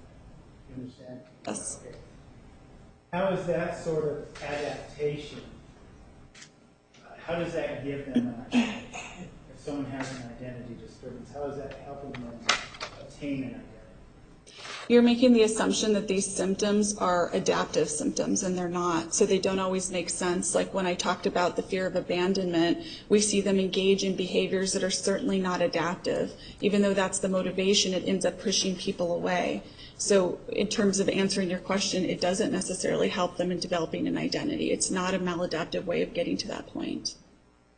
Well, what I'm saying is it seems like the validation of others, going back to what we talked about moments ago, well, maybe an hour ago now, about, looking towards others to see what the proper emotion is. We talked about not trusting their own emotions. And they look around and see how they should be reacting to make that assessment. Okay. Recall that? Yes. So this is what I'm struggling with a little bit, because it would sound like that they're getting some validation from the other person when they act this way. No. No? No. Well, if they're not getting validation, wouldn't then the fear of abandonment kick in? I think you're mixing a lot of terms together. So again, this goes back to the notion that just because they're engaging in the behavior doesn't mean that it's adaptive. Adaptive meaning helpful for their life. As though by adapting themselves and changing what they like and dislike to other people, like that's not going to necessarily end up in a positive response from other people. In fact, people are often turned off by that. But they may, my point was they may perceive it to be that way.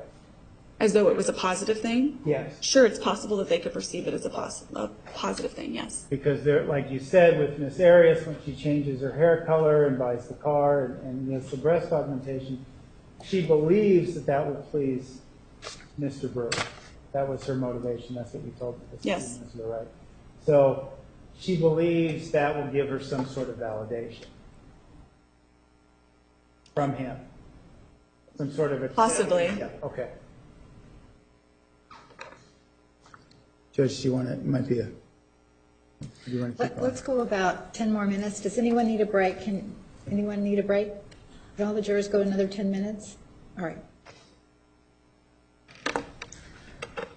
All right, this unstable self-image, and let's talk about this as it relates to these other men in her life before we go back to Mr. Alexander. Okay? Okay. How about Mr. Juarez? Do we see actions of this unstable self-image or identity disturbance in a relationship with Mr. Juarez? Yes. And could you describe those for us? Sure. Just, so I want to make sure that I'm not misleading. When you are talking about these in isolation, it's harder to see than talking about it as a pattern. So in specific to Mr. Juarez, what we see is that she dropped out of school so as to, what she described to me was to financially support him. She also talked about going from living at home to living in a quite dirty and unhealthy environment. So that would be an example. And that in and of itself, how is that an identity disturbance? Because she's changing everything about her living situation with her parents? So that's what I started off with explaining, is that if you look at these things in isolation, certainly you can see that people change environments. But when you see that there's such drastic changes in how she related to her partners and the living environment that she was in, then you put that together, that becomes the pattern. Okay, that makes sense. How about with Mr. McCartney? What evidence of identity disturbance do you see? Well, again, she had described to me that she would change who she was when she was in these relationships. There was a different focus. And with him, she said that they lived a very free lifestyle, and she gave the example of living in tents. Okay. And how about with Mr. Brewer? She described having to feel like she was much more mature with him in purchasing a house together and presenting herself in a much more mature way than she had ever done before. And Doctor, just because it could be contemplated, well, her actions with Mr. Brewer. No, that's okay. Go ahead. Her actions with Mr. Brewer could be possibly interpreted as, well, she's just mature. You know, she's reaching her early mid-20s. She's deciding to do these things. How do you, as a clinician, how do you make that distinction? Good question. By the way that she asks me, by the way that she responded to me. She specifically talked about how she would completely change based on the relationship that she was in. So it wasn't talked about as, I got older, I had more responsibilities, I was becoming mature. It was, I lived this lifestyle, then I lived this lifestyle. That's how I was able to tell the difference. And when you say completely changed, when you said that verbiage, is that significant to you? Her report that she's talking about completely changing? Well, that it was, by using the word completely, I interpreted it as it being a big shift rather than just small things in her life changing. Okay, rather than an evolution, just a big shift. Yes. And that's based, again, on her self-report, correct? Well, and also in the interviews with her partners, where they would talk about what their relationship was like. Her perception and how she felt like she had to act. That was her self-report. Yes. Correct? Now you had the fourth category of impulsivity. And that is a category you did not find in this area, correct? That's correct. Okay. The next category is recurrent suicidal behavior, correct? Behavior, gestures, threats, self-mutilation. I'm sorry, behavior. Would you like me to read it? Yeah. It says recurrent suicidal behavior, gestures, or threats, or self-mutilating behavior. And you found that with Miss Arias, correct? Yes. Okay. And just to kind of, since there was multiple options, if you will, what aspect of that did you find in Miss Arias? In behavior and gestures. Okay. And threats. Right. Not mutilation, anything of that nature, correct? That's correct. I'm not aware of any. Okay. All right, behavior and threatening and gestures. gestures. And what does gestures mean in this context? Gestures can range anywhere from writing down that they're suicidal to grabbing maybe a cord to wrap around their neck. So any kind of gesture that would suggest that suicidality was present. So we're talking about more than just thinking about it in terms of that category. No, I would put it in that category. I'm sorry, what was that? I would include that in the category. No, but I mean, you're talking about more than just thinking about it, right? You're talking about gestures, actually going to get a rope, going to get a gun, whatever it is. Or writing it down. Writing it down is the same? I would put that in the same category, yes. Can you explain what seems like the obvious contradiction there? And it would seem to me, well, it would seem to me like getting a gun or a bunch of pills or something would be way more significant than writing down I want to kill myself. Well, that's jumping into behavior. So when I said grabbing a rope, I literally meant grabbing a rope, showing a gesture like that. Okay. Taking the next step would be a behavior of grabbing a gun, grabbing pills, taking pills. So you didn't see any behaviors with this Arias? Yes, I did. Okay. Let me make sure. All right. So let's talk about the sources of this conclusion. Where did you see these? Where did you see evidence that supported that Ms. Arias had a suicidal ideation? Would that be the fair word to say? Sure. Okay. Talk, I guess, maybe perhaps chronologically might be the easiest way to do it. When do you first see evidence of Ms. Arias being suicidal in your life? Well, there was an interview with her friend Xenia who talked about her writing a suicide letter while she was in high school. There was also notations throughout her journal that talked about wanting to die and feeling suicidal. There was frequent mention of that. Her mom also talked about her tendency to call and say, I want to commit suicide. So those would be the different data points that I looked at. Now, in terms of those data points and even a report to a mother, is there any evidence that anybody ever did anything that contacted a mental health professional, anything of that nature related to these threats? When she threatened, no, not that I can recall. All right, let's take the noon recess. Ladies and gentlemen, please return at 1:25. 1:25, please remember the admonition. You are excused.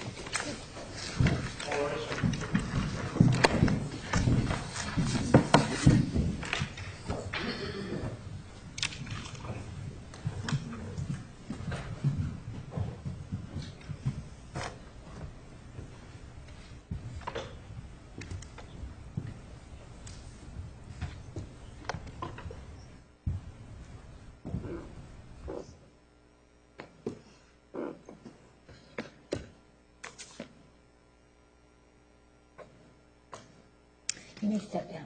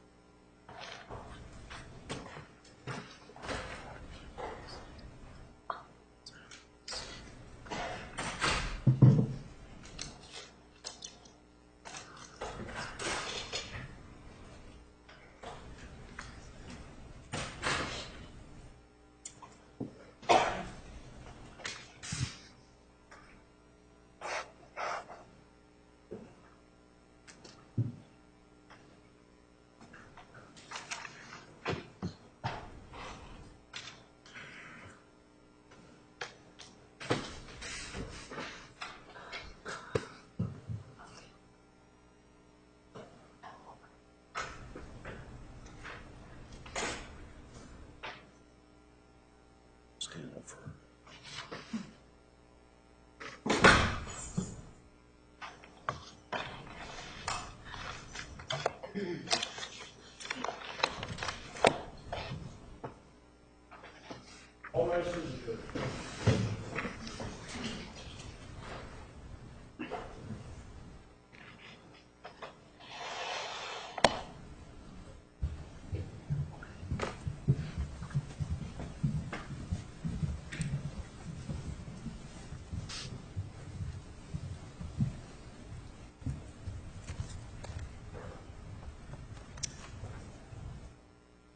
Be seated. Record will show the presence of the jury, the defendant, and counsel. Ladies and gentlemen, thank you for your patience with us. Mr. Nerman, you may continue with the trial. Thank you, Your Honor. Good afternoon, Doctor. Good afternoon. Doctor, for lunch, we were going through the criteria for borderline personality disorder. We just finished talking about the fifth criteria, suicidal ideation, if you will, and I want to start beginning this afternoon by talking about the sixth criteria, the affective instability. Correct? That's the sixth? Correct. Okay. And this is, I believe you described it as the emotions going up and down, correct? Correct. Okay. And yesterday or during your direct testimony, you gave us the example of the boyfriend's reporting this kind of a misperceived diagnosis of bipolar as evidence of this factor, your discovery of this thing, correct? Incorrect. Okay. Well, you testified during the last trial, and you talked yesterday about the boyfriend's describing these mood shifts, correct? Yes. Okay. And you're saying that now that that's not related to affective instability? No, that's not what I'm saying. Okay. So it is related to affective instability? Yes. Okay. And you also found evidence of mood shifts in her journals? Yes. Okay. So again, at least part, I understand not all, but at least part of the data points that you're using to reach these conclusions relate to Ms. Arias' own self-report, correct? Related to this symptom? Yes, related to this symptom, you're using her self-report as support for this, your finding of this factor, correct? Not for this one in particular, aside from her diary. Okay. Well, her diary is a self-report, is it not? When I think about self-report, I'm talking about self-report related to the question at hand. So in her diary, she's not talking about mood instability or anything related to that. I could just see her writings in there. Okay, but entirely her word, I guess, It's- what she's saying. Yes. Okay. And in terms of the seventh factor, is the chronic feelings of emptiness, correct? Yes. And this is also a symptom you found with Ms. Arias, correct? Yes. Okay. And that deals with how people with borderline feel like there's nothing there in terms of emotionally, despite the emotional turmoil they're feeling, correct? That's correct. Okay. And how a person feels, how they're feeling internally, that sort of thing, is really the only sort of thing that someone can report, correct? I don't understand your question. Well, you have to rely on what a person tells you in terms of their internal thought process, don't you? In terms of their internal thought process, what they're thinking, Right. yes. Okay. And in fact, when finding this factor, that was entirely on Ms. Arias' self-report, correct? This symptom that we're talking about, yes. Okay. We also have the eighth factor, which is the final one you found, correct? The eighth factor? Yes. Right. And that is the inappropriate, intense anger, correct? Yes. Okay. And yesterday, we showed you, or you were shown, Exhibit 623.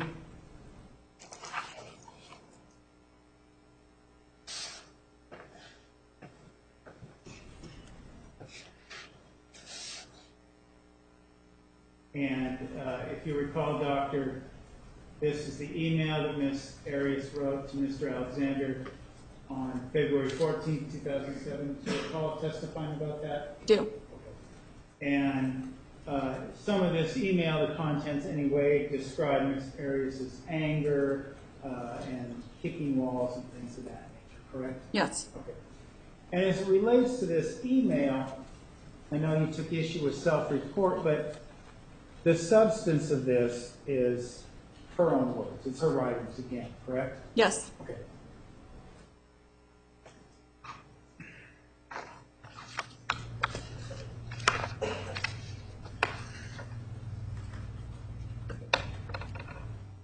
So now, as it relates to these relationships, we talked about how borderline personality disorder manifested itself in her relationships with Mr. Juarez, Mr. Brewer, and Mr. McCartney, correct? Yes. And how this vulnerability that she was born with actualized itself during these relationships, correct? What do you mean by actualized? You saw evidence of it Yes. in these relationships. Correct. Okay. And based on what we said earlier about Linehan's theory, it would be the case then that the light did in fact get switched on before she engaged in these relationships, correct? Yes.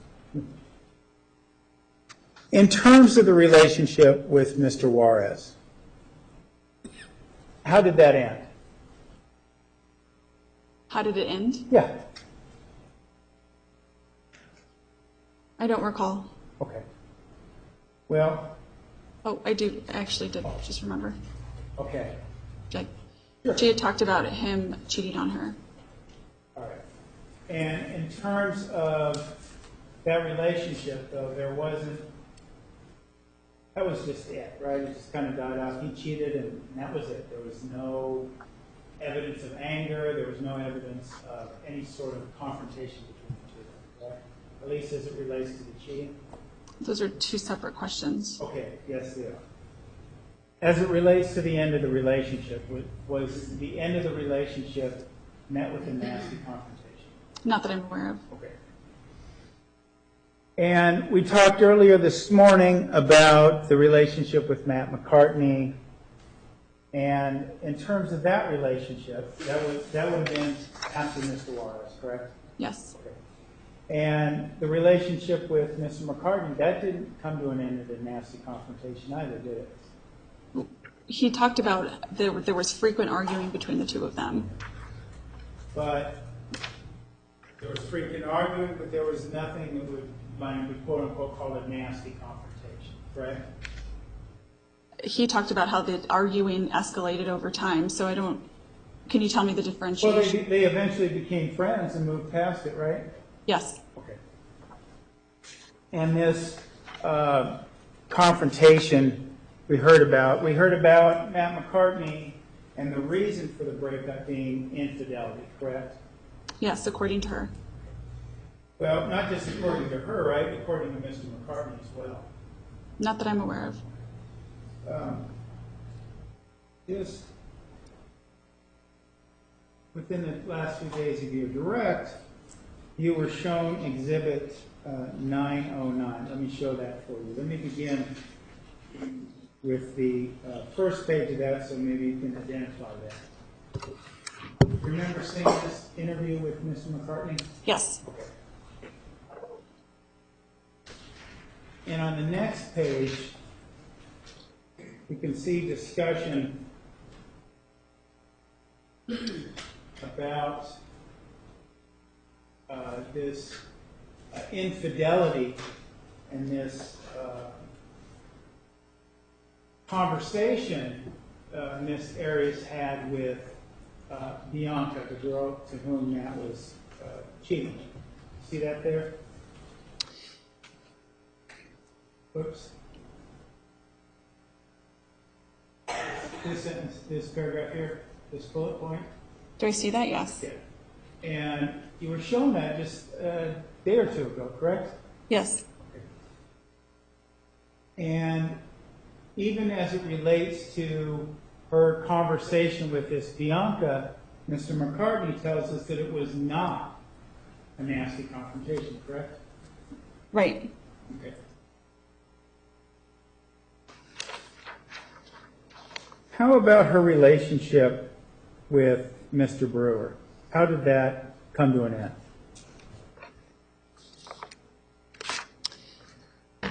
I believe this is related to his interview where he said that she wanted more, meaning that she wanted to move towards marriage and he was not ready for that. And they had owned a home together at the time, correct? Yes. And they lived together in that home even after they broke up, correct? That's my understanding. And they were friends, correct? It seemed like it, but it seemed like there were problems related to her not paying while she was living there. I think Right, there was some, issues, right, but they maintained do you agree that they maintained at least a cordial relationship? cordial, yes. There was no nasty confrontations, no toxic ends to that relationship, correct? I'm not sure about that. Well, you don't have any evidence of that, right? Right. And you've read interviews with Mr. Brewer, correct? Yes. Okay. And you're aware that Mr. Brewer testified at the prior proceeding, correct? I'm not familiar with this testimony. You're not familiar with his testimony. Okay. But looking throughout the entire record, all these interviews, the discussions you had with Ms. Arias, there is no reason to believe that the relationship with Mr. Brewer ended or with any sort of nasty confrontation, correct? Not confrontation, but certainly discomfort related to her unwillingness to let go of the relationship. But a confrontation in particular, no. Okay. And that's what I was asking about, confrontation. All right. But you say her unwillingness to end the relationship, you're aware that she broke up with him, aren't you? I'm not sure. Can I reference my notes? Sure.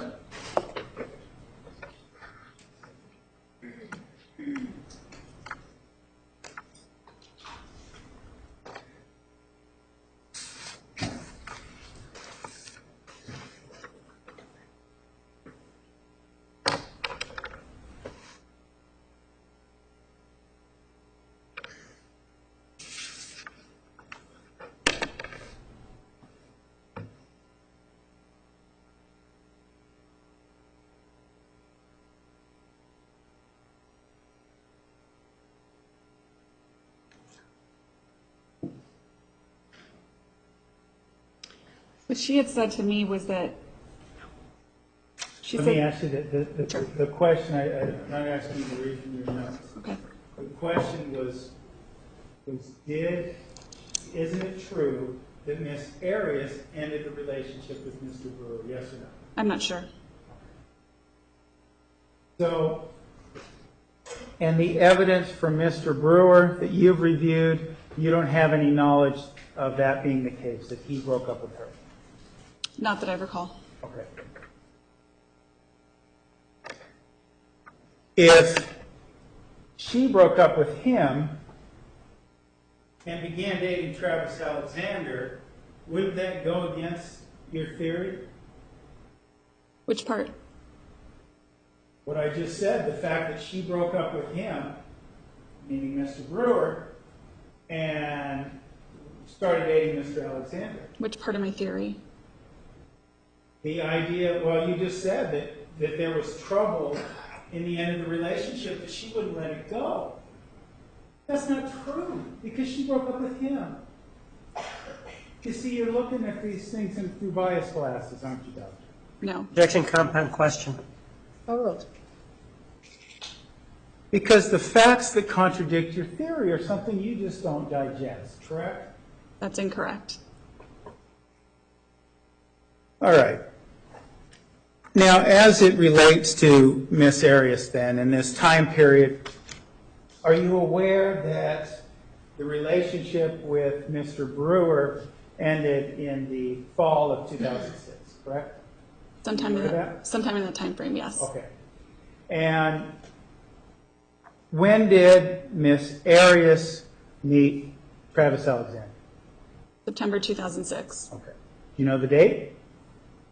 Not off the top of my head, Okay. no. And in September 2006, based on what we've already covered, Doctor, we know that Miss Arias, using the words from your own report, was a mentally ill woman, correct? Yes. Okay. And she suffered from this borderline personality disorder, correct? Yes. Okay. And she was about 25 or 26 years of age at the time of this meeting, correct? Yes. So to that point in time, this 25 or 26 years, you also had no prior criminal history, correct? Correct, that I'm aware of. And none of these sort of nasty confrontations with any of her boyfriends prior to that, correct? The relationships didn't end on a bad note. They were all, she was friends with all these people, wasn't she? You just asked me several Okay, questions. I did. She was friends with Matt McCartney after the Yes, breakup, yes. and she hadn't broken up with Mr. Brewer yet, but they remained friends, correct? As we just talked about, or cordial. We just talked about them being cordial. Okay. So we have a pattern. As a matter of fact, even as it relates to Mr. Juarez, are you aware of things in the record about talking about how she would bring him food and things to help him out even after they broke up? No, not at all. You're not aware of that? No. Okay. If that were true, then this would also be another example of a cordial relationship, at the very least, with another ex-boyfriend, correct? Could I see the record that you're referring to? You're not aware of it, right? That's what I want to make sure. I'm not asking, this isn't a chance for you to ask me questions. Objection argumentative, that's for the judge to instruct. Sustained.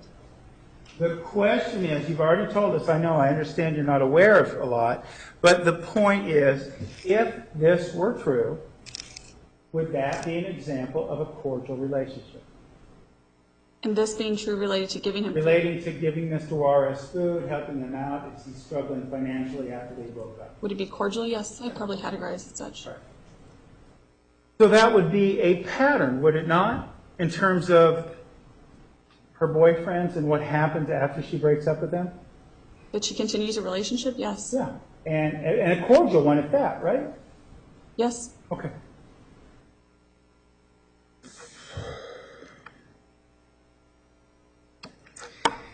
In terms of her relationship with Mr. Alexander, we see evidence of borderline personality disorder as well, correct? Yes. One of the points you use as evidence of that is the fact that she converted to Mormonism within a couple months of meeting, correct? Yes. Would breaking up with her boyfriend and would that also be so quickly after meeting Mr. Alexander, would that also be indicative of borderline personality disorder? I don't understand your question. Well, are you aware, doctor, that shortly after meeting Mr. Alexander, that's when she broke up with Mr. Brewer? I said earlier that I'm not sure of the exact time frame. I knew it was around that time. Okay, all right. If that were true, if she, after meeting Mr. Alexander, she breaks up with Mr. Brewer and begins this relationship with Mr. Alexander, is that evidence to you of borderline personality disorder? Given that there's a pattern, yes. Okay. All right. In terms of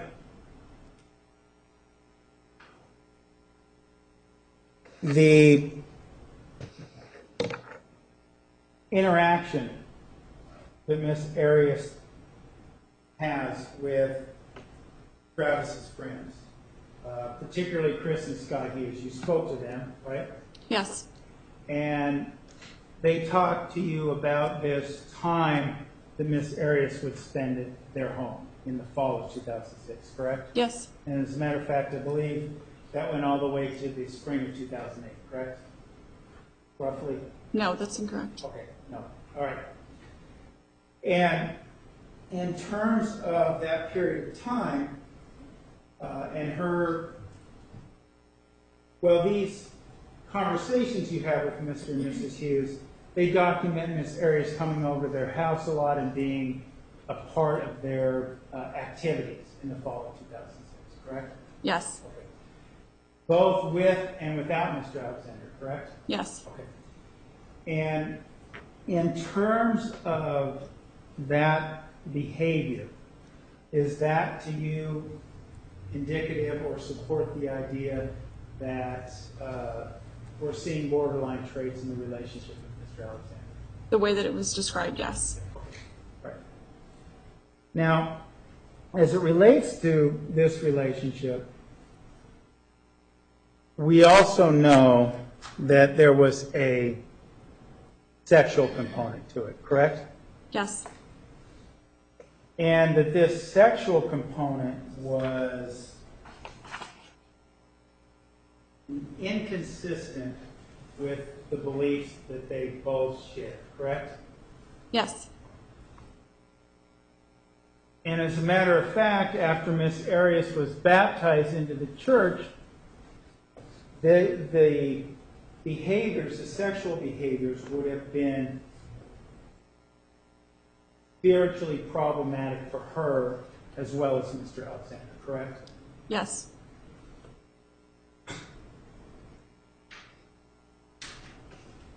Now, as it relates to this behavior, no one forced Mr. Alexander to engage in this sexual relationship with Miss Arias, correct? Correct. Just as Miss Arias wasn't forced to continue in this sexual relationship with Mr. Alexander, correct? Correct. And you don't question the fact that this sexual relationship took place, correct? Correct. And you don't question the extent that this sexual relationship took place, correct? What do you mean extent? The length of the activity, or how long it was going on, do you question anything about that? No. And do you question anything about the fact that there was oral sex taking place? No. Question anything about the fact that penile vaginal intercourse was taking place? No. And do you question anything about the fact that anal intercourse is taking place? No. And that, too, those things that you don't question, by and large, are also part of Ms. Arias' self-report to you, correct? That's just part of it. That's just part of it. But, for example, apart from the pictures of June 4th, 2008, there's no evidence that documents that they're having sex, correct? That's incorrect. Well, you're referring to the sex tape? As one piece of information. And are you referring to the text messages? Yes, as another piece. Both those pieces of information, though, at least the text messages, those are some of those are Miss Arias' writings, correct?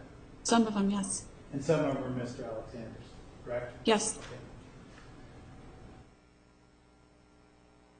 And you are further evidencing the sex tape as part of the existence of this sexual relationship, correct? Yes. Why you don't question any of the aspects of it that we just discussed, correct? Ask that again, please. That the having listened, you reviewed this, what we call this, the sex tape, the thing, correct? Yes. Okay. And having reviewed that, then that causes you not to question the extent of their sexual relationship, right? Meaning that it was a piece of evidence that they were in fact engaging sexually, yes. Okay.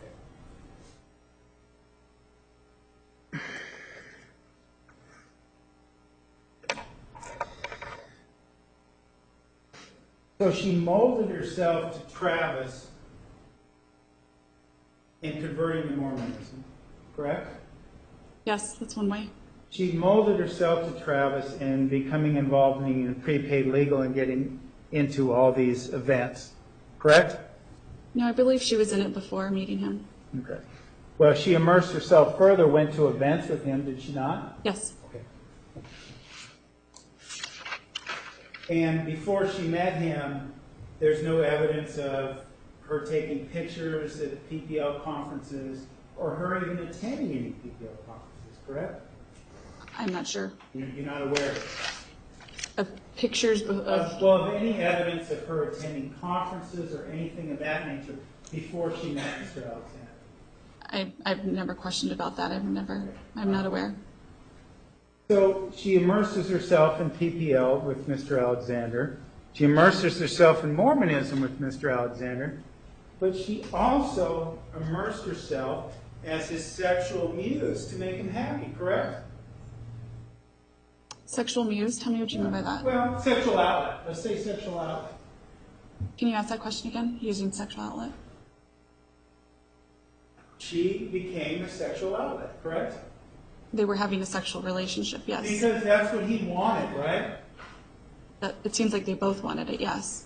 But a person who molds themselves to the wants and desires of the people around them, as we just discussed this morning, is engaging in those behaviors because they think it's going to please the other person. Correct? I think that's a possibility. Okay. So she is, in essence, becoming, in terms of her sexuality, she is becoming what Travis Alexander wants her to be, correct? And what, no, No. not clear what you mean wants her to be. Well, he wanted her to be that. You heard the phone conversation. He wanted her to be a slut, didn't he? No. He called her this perfect porn star and how much he liked that, right? Yes, I remember that. And he tells her, oh, how much her body is built for, I'll tone down the language, sex, right? Yes. He wanted those things out of her, right? He wanted to have sex with her, yes. Yeah. I mean, he even goes so far as to talk about wanting to tie her to a tree and put her in her ass, right? I believe they both talked about that. Yes. Those were his words, not hers, right? I remember seeing that both of them talked about it. Both of them said, I want to tie you to a tree and put it in your ass. Is that what your testimony is, doctor? My testimony is that I believe that both of them talked about it, yes. But in terms of the verbiage, I want to tie you to a tree and put it in your ass. That came out of Mr. Alexander's mouth, didn't it? I'm not sure. You're not sure? Okay. Now, yesterday, you were shown a text message. You were shown a text message. And in that text message, Miss Arias talks about, well, I want a facial. Do you remember that? Yes. And you were asked by counsel from the state what a facial was. Do you recall that? Yes. And you described for us that this would be a male ejaculating on a female's face, correct? Yes. Okay. And when you interpret that text message, do you go behind the words to try to discern some other meaning behind it, or do you accept it as a data point? I just accept it as a data point. Okay. So, in terms of accepting it as a data point, then, are you of the mindset that Ms. Arias would say that because that's really what she wanted? What I can interpret it as is that that's what it said. Okay. So, do you make any discernment when you're making an analysis of this case as to what the intent of the person is that says that? I have to just take it at face value that that's what she asked for, that's what it said there, and that's what she was speaking about. Well, do you accept it as true? Do you look at it with maybe, do you try to figure out the meaning behind it in this picture, in this entire picture? I have to just take it at face value. Take it at face value. And would those be that taking it at face value? Do you take that procedure with all the evidence you're presented with? I believe so. Can you give me an example of what you're referring to? Well, I'm just asking you, because there's a lot of evidence, I'm just asking you if you take that procedure with all the evidence that you look at. I would think so. There may be a caveat to that, and it depends on the situation. Well, tell me what would be the caveat? That I wouldn't take something at face value? What would be the caveat? Well, for example, if a test was invalidated or if there was false information that was included on there, then I wouldn't take it at face value. Well, let me interrupt you there. I'm talking about somebody's words. Okay. Or somebody says in a text message, or somebody says in an email, or any of the things we see in these G chats. Now, I'm not talking about professional interpretations. I'm Okay. talking about what's written or what's spoken. I would take it at face. Objection, compound question. Which of the three? Overall, do me answer. I would take it at face value if it was a written word. And whether that, and the spoken word as well, right? You would take that at face value? It would be different, the spoken word? In that I wouldn't interpret what it meant behind it. Right. Yeah, I would take the words at face value. Okay. So regardless, spoken in a text message or written down, you accept them all at face value, correct? It's possible. There may be a caveat to that. Well, how could there be a caveat? If you provide me with an example, I could be specific. Are you telling, I'm not asking, again, this is a forum for you to answer my questions. You understand that, right? Yes. Okay. So my question is, under what circumstances would there be a caveat? Are there certain text messages that you would look at and you could read something else that's not written down? No. Okay. Are there caveats with the spoken word that you could say, well, you know, I know somebody says that, but that's not what they mean? No. Okay. So this is why I'm having trouble. How could there be a caveat? I'm just saying it's possible that the examples you've given so far, there hasn't been. But again, how could there be a caveat? I mean, wouldn't a caveat require you to read a mind to determine what somebody is saying? I'm confused by your question. Okay. Well, if someone says, I don't feel good today, you're going to accept that as face value, right? Correct. You don't look behind the word and say, well, maybe they're meaning this, maybe they're meaning that, right? Correct. Okay. So that's what I don't understand. It sounds to me like you're unsure of your work, so you want to hedge your bet that there's a caveat. Was that a question? Yeah. What was the question? Are you unsure of your work that you need to provide yourself with a caveat? Not unsure of my work. Are you unsure of the data points and you're processing the data points? I am not unsure of the data points. So that means when we talk about this sex tape, when Travis Alexander says you have an orgasm, you moan like a 12-year-old girl, that means he knows what it sounds like, doesn't it? No. No. Because you decided that's a caveat, and you can go behind those words and say that that's not true, right? No, you're using it differently. And when he talks about corking the pot of a 12-year-old girl, that would mean he knows what that's like, correct?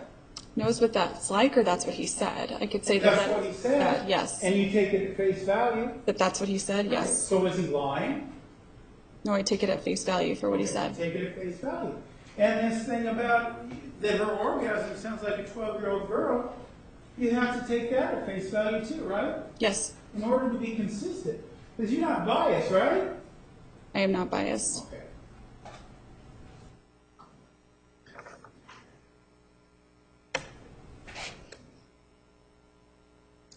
All right.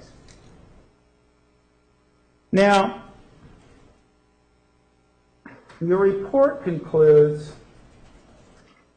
that, and your testimony was to the effect that Ms. Arias does not suffer from post-traumatic stress disorder, correct? Correct. Okay.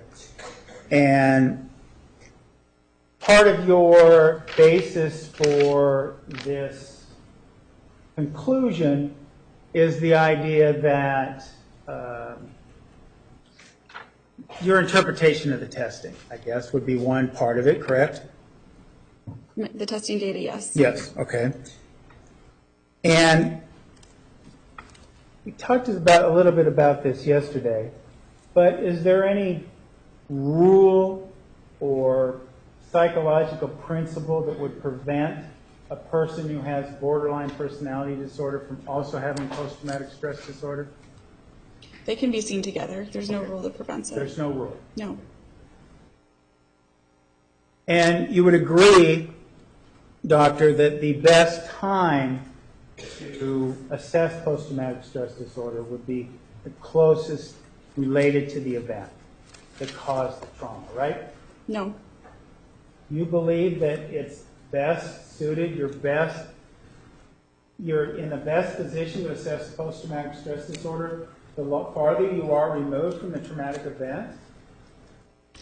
The farther that you are removed from the traumatic event, if the PTSD is still there, then you would still see signs and symptoms of it. Oftentimes when people are exposed to the trauma immediately, you see some of numbing effect, and you may not see some of the symptoms immediately. So there's not a specific time frame in which it's best. If it's present, it's present. If it's not, it's not. What studies or journal articles or what have you do you base this opinion on that it's not best to assess post-traumatic stress disorder closest to the time of the incident? That's just the common way of evaluating. There's actually literature. What I ask you, Not allowing her to answer. it's yet. objection non-responsive. Right. So you cannot point to a particular article or a particular study that would support your contention that PTSD is best assessed years away from the trauma. You're changing the question. Years away from the trauma? You said just a few moments ago that PTSD is best assessed when you're far removed from the trauma. I did not say that. So let's get it straight then. Your opinion is that post-traumatic stress disorder is best assessed when? It can be assessed at any time. Immediately after the trauma, sometimes people don't show symptoms of PTSD. If we look at years past the trauma, it may be that they used to have PTSD, but they no longer currently have PTSD.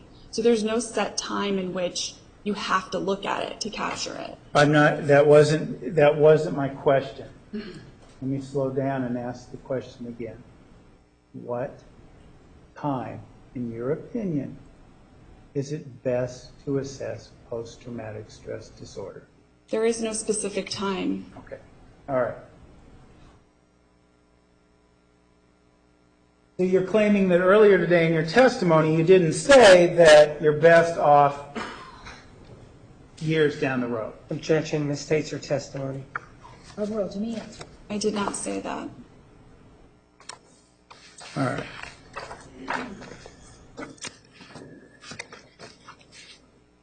You assessed Ms. Arias in 2011, correct? Yes. And based on what I see in your report, it would appear that you evaluated Ms. Arias, or at least met with her, on 4 different occasions, correct? Correct. July 26, 2011, correct? Correct. August 5th, 2011, is that correct? Correct. The 11th of August of 2011, Correct. and the 12th of August 2011, correct? Correct. Okay. So all these meetings were at least 3 years removed from the Mr. Alexander's death, correct? Yes. And they would be even farther removed from any other trauma she may have experienced prior to June 4th, 2008, correct? Yes. Okay.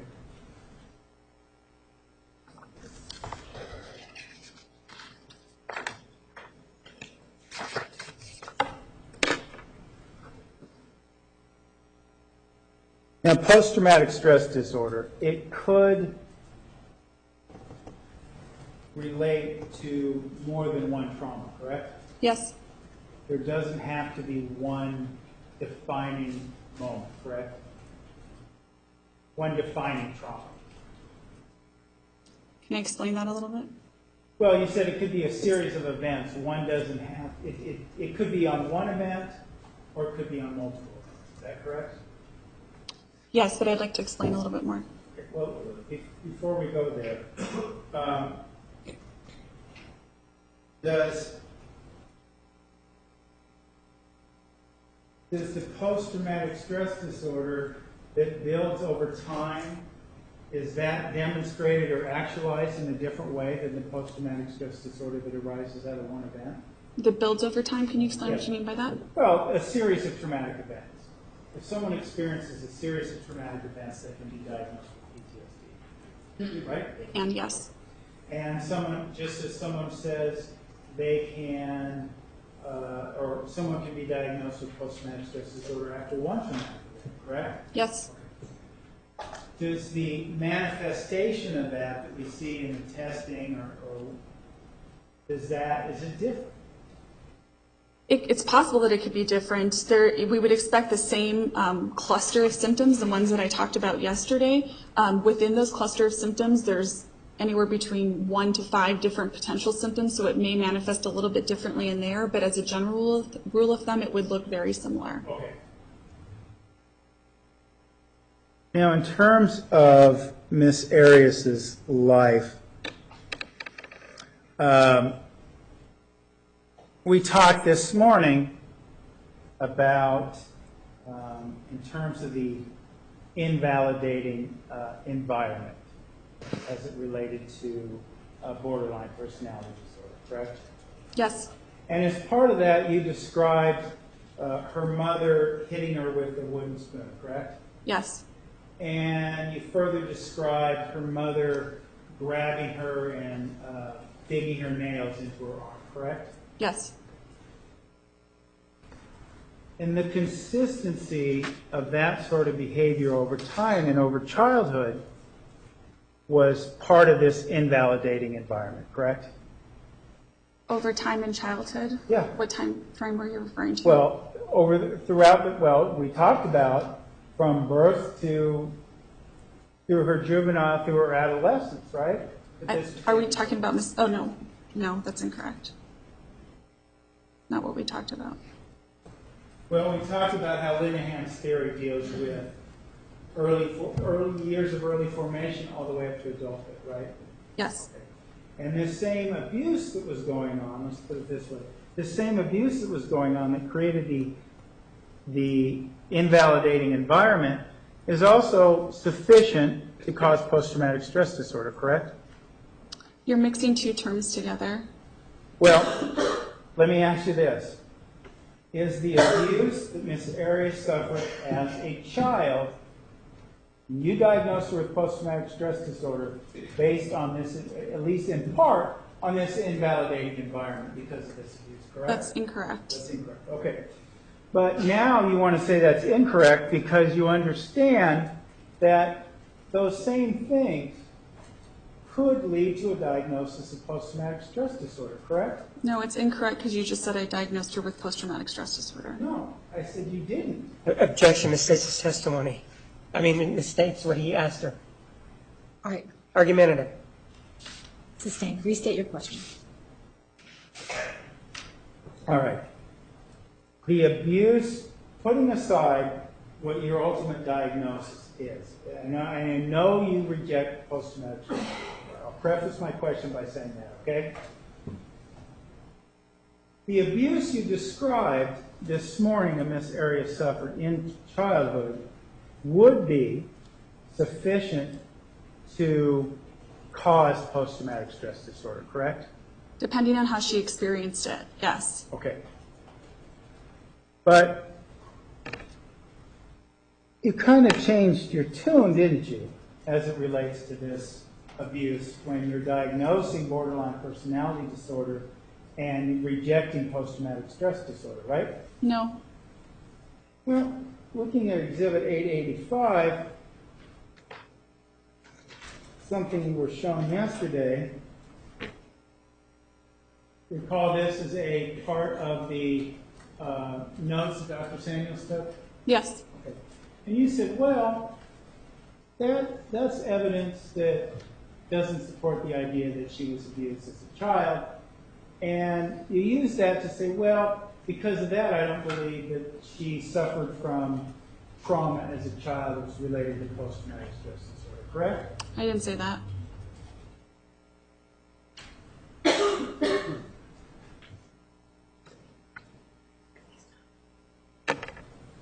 We also talked about the abuse by her father this morning, about him choking her and hitting her and different things like that, correct?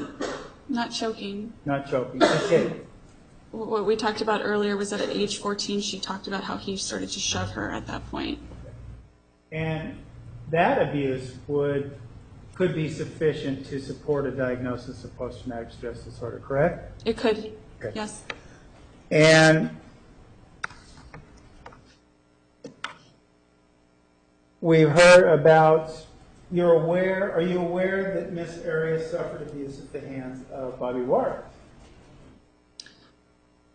I'm aware of an abusive incident, yes. So this abusive incident related with Mr. Juarez, is that sufficient to support the sort of trauma that would be needed for a post-traumatic stress disorder diagnosis? In terms of her experience of it, the way she described it, no. No? How about the time you're aware of the incident when Miss Arias, at about age 12, was confronted with someone holding a knife, and she believed that she was going to be sexually assaulted. You're aware of that? Yes. I don't remember sexual assault, but I remember the incident related to a knife being held, yes. Okay. And as it relates to that portion of your memory, would that be sufficient to support a diagnosis of post-traumatic stress disorder? Yes, she described being frightened in that. Okay. What about, you've heard her contention that she was abused by Mr. Alexander on 4 different incidents, correct? Yes. Okay. And those incidents involved kicking, correct? One. One incident involved kicking. Yes. One incident involved choking, correct? Yes. And one incident involved slapping, correct? A slap, yes. Slapping. And what did the other incident include? Do you remember? Where he grabbed her by her shoulders and shook her. Okay. Those incidents, individually, would those incidents alone be enough to support a diagnosis of post-traumatic stress disorder? One of them would. One of them would. And which incident is that? The choking. Okay. And how about if we were to accept the premise that all 4 of these things happened? That would also support the diagnosis, right? If one's sufficient, 4 would be even more evidence of trauma, correct? It's not about the event, it's about the experience of the event. Like I said yesterday or today, when it comes to, for example, a car accident, just because you experience a car accident doesn't mean that you're going to develop PTSD. So it's the person's emotional experience related to it. Okay. So in terms of, are you making a distinction then, saying that Miss Arias didn't have a emotional reaction to these other incidents, like being kicked? That's something that we specifically talked about in our evaluation, because that's what I was trying to determine, is how much it affected her emotionally, how scared she was in the moment, how fearful she was. And in talking with her, she certainly did describe that related to the choking, but not with the others. Okay.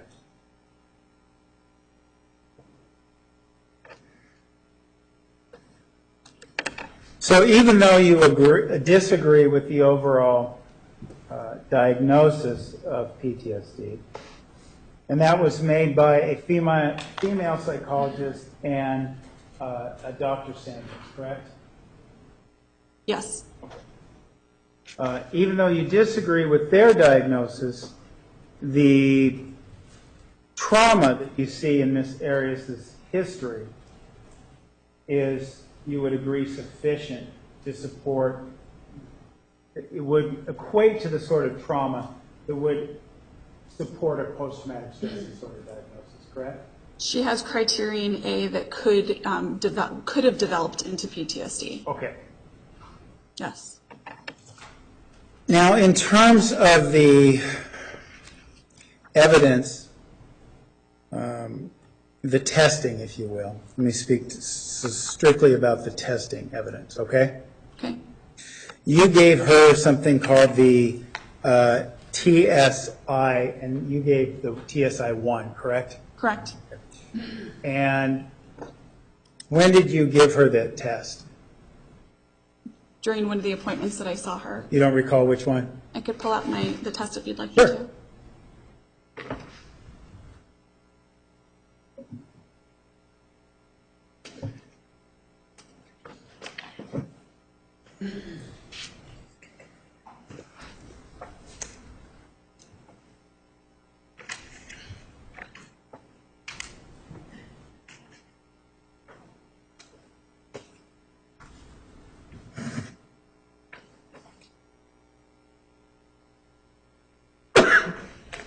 Eight, 12, 11. And is that the answer sheet or the score sheet that you're referring to? Or, excuse, I probably said the same thing, didn't I? Is that the answers or the questions? There's no questions here. Okay, just the answer sheets? Yes. Okay. May I approach, Your Honor? Yes. Copy that, please, Doctor. Give me 1 second.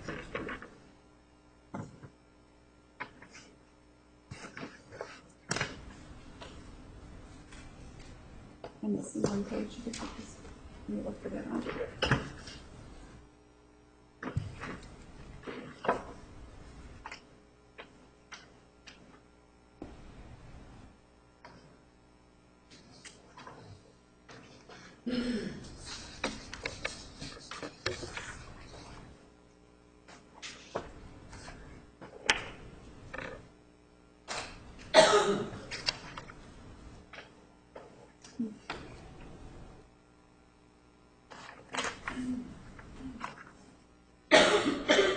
I don't see the other page. You must have gotten.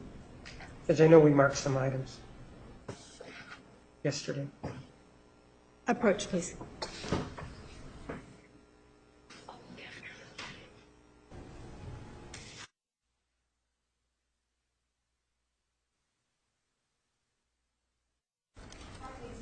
Ten-minute break while we try to find an exhibit. Please remember the admonition. You are excused.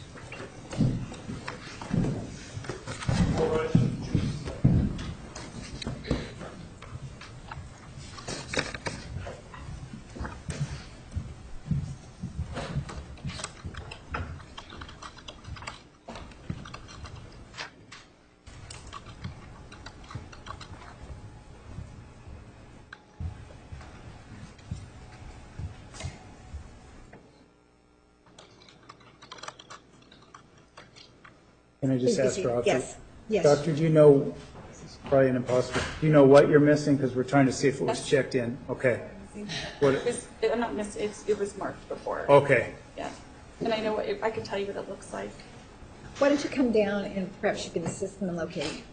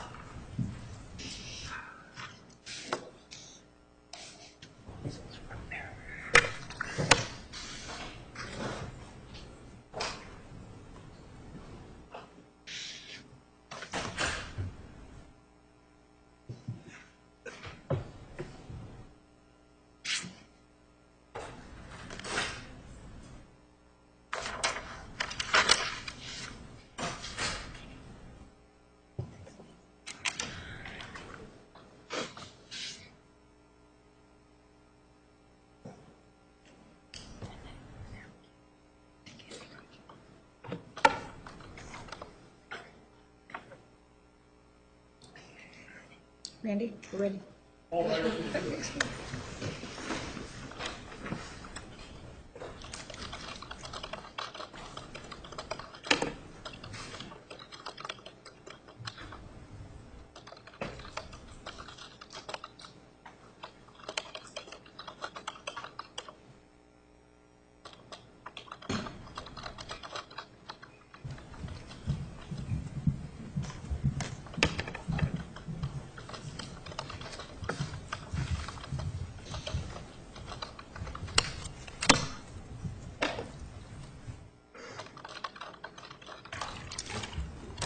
Please be seated. The record will show the presence of the jury, the defendant, and counsel.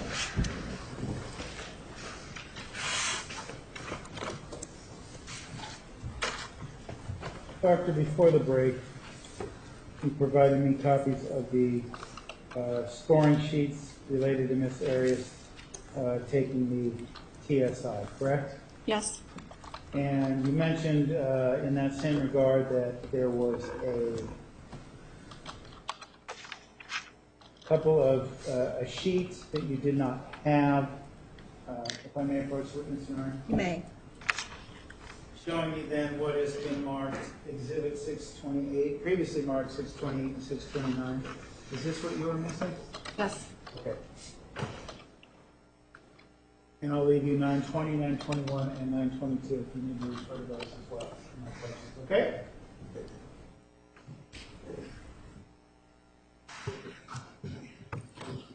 And if you do need to refer to an exhibit, just let me know which exhibit you're referring to, okay? Okay. Do you need a minute to review those, or? Just have duplicates here. Okay. All right.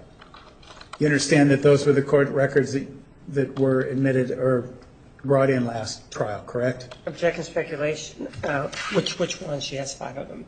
Which were admitted before? Sustained. Which are you telling me is the duplicate?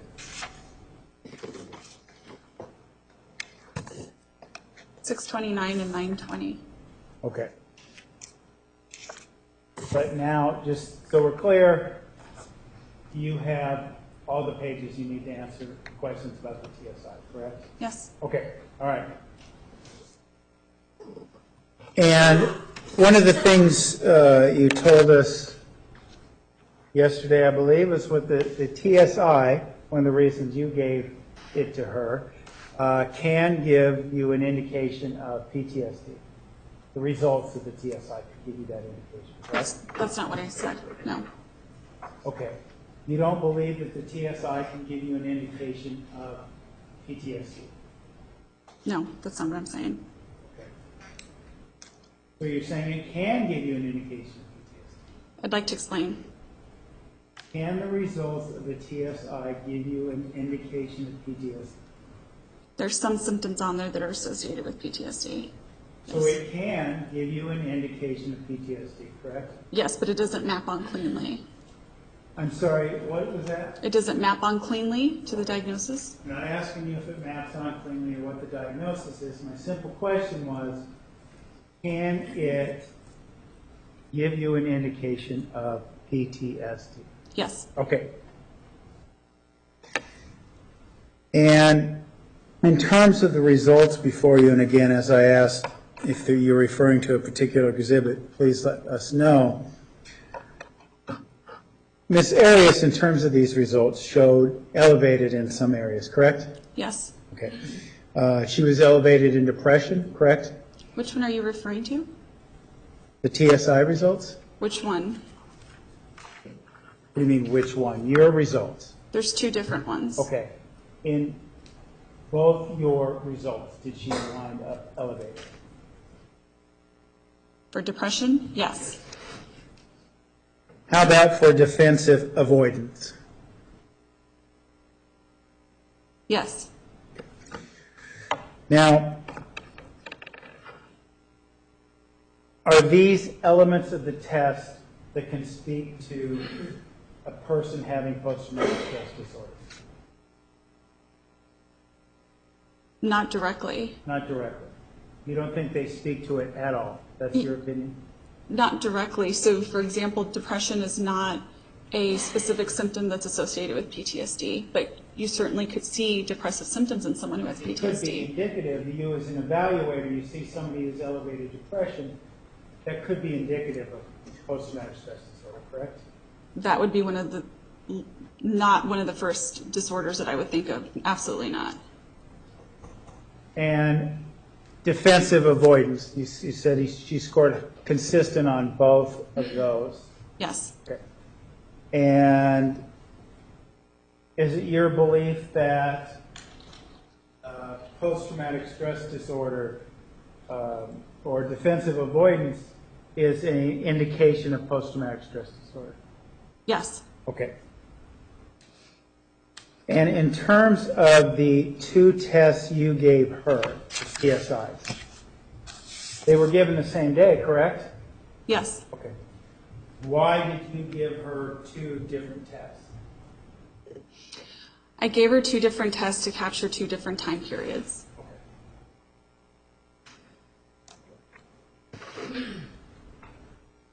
As it relates to the MMPI-2, specifically referring to Exhibit 631, do you remember discussing that yesterday? Yes. Okay.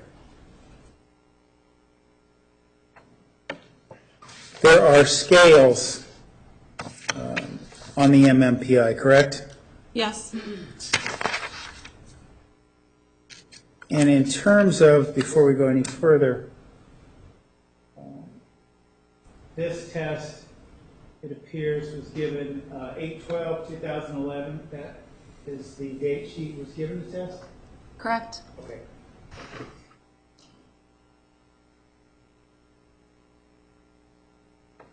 And then you send this out to be scored, correct? Incorrect. You scored it yourself? Yes. Okay.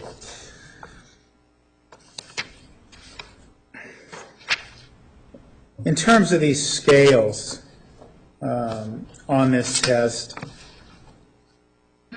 what is the OTT scale? Do you know what that is?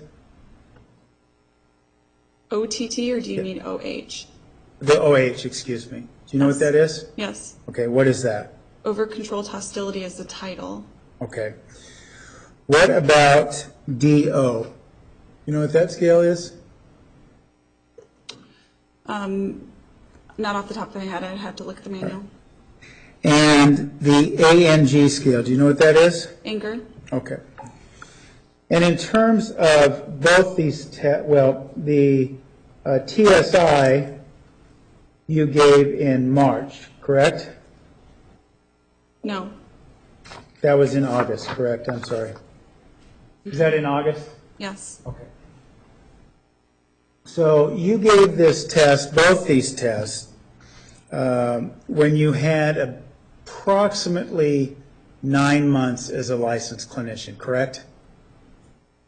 No. Well, you were licensed in, well, about a year, right? Not about. It was a year. Okay, a year. All right.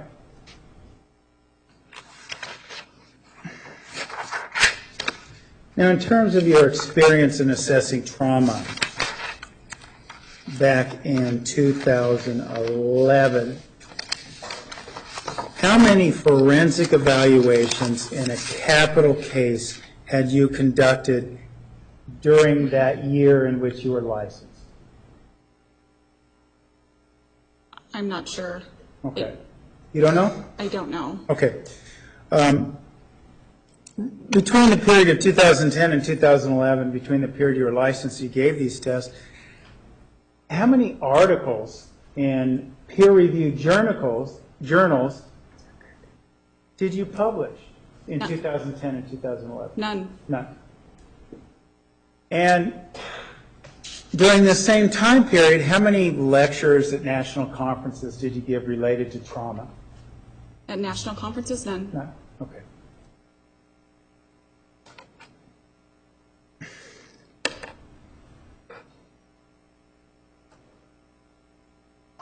So your entire experience related to assessing trauma is related to before you got your license, correct? No. You have this whole year. You said you didn't publish any works. You didn't do any other forensic evaluations in capital cases. You didn't give any lectures, right? Correct. Okay.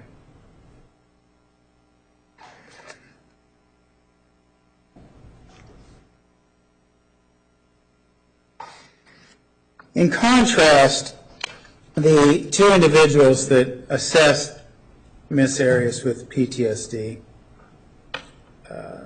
which would be in direct contrast to your diagnosis that she didn't have it, correct? You asked me 2 questions. What is your question? Well, my question was, there were 2 doctors that diagnosed Ms. Arias with having PTSD, correct? Yes. And both those doctors had over 30 years' experience in the fields of trauma, didn't they? I don't know if it was in the field of trauma. You don't know? No. Okay. Are you not aware that the female psychologist had been licensed since 1980? I don't know when she got licensed now. Okay. Are you aware that she had published books and articles in the field of trauma and domestic Objection. violence? Defense counsel is testifying. Overruled, you can answer. No.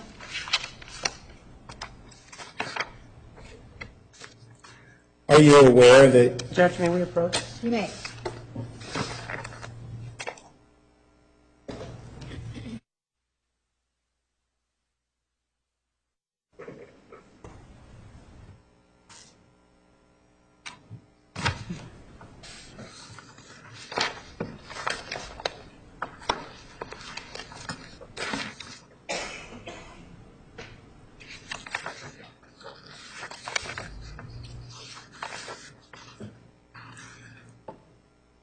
there's no way, doctor, is there for you to, for example, look at someone and just look at them with your eyes and say they do or do not have PTSD? By merely looking at them? No. It takes, would you agree that it takes training and experience in order to be able to do that, correct? Yes. And you being unaware of some of the credentials of those who have differing opinions just shows further examples of you not knowing the complete record in this case, correct? No. You only know the things that you want to know that help support your opinions, correct? No.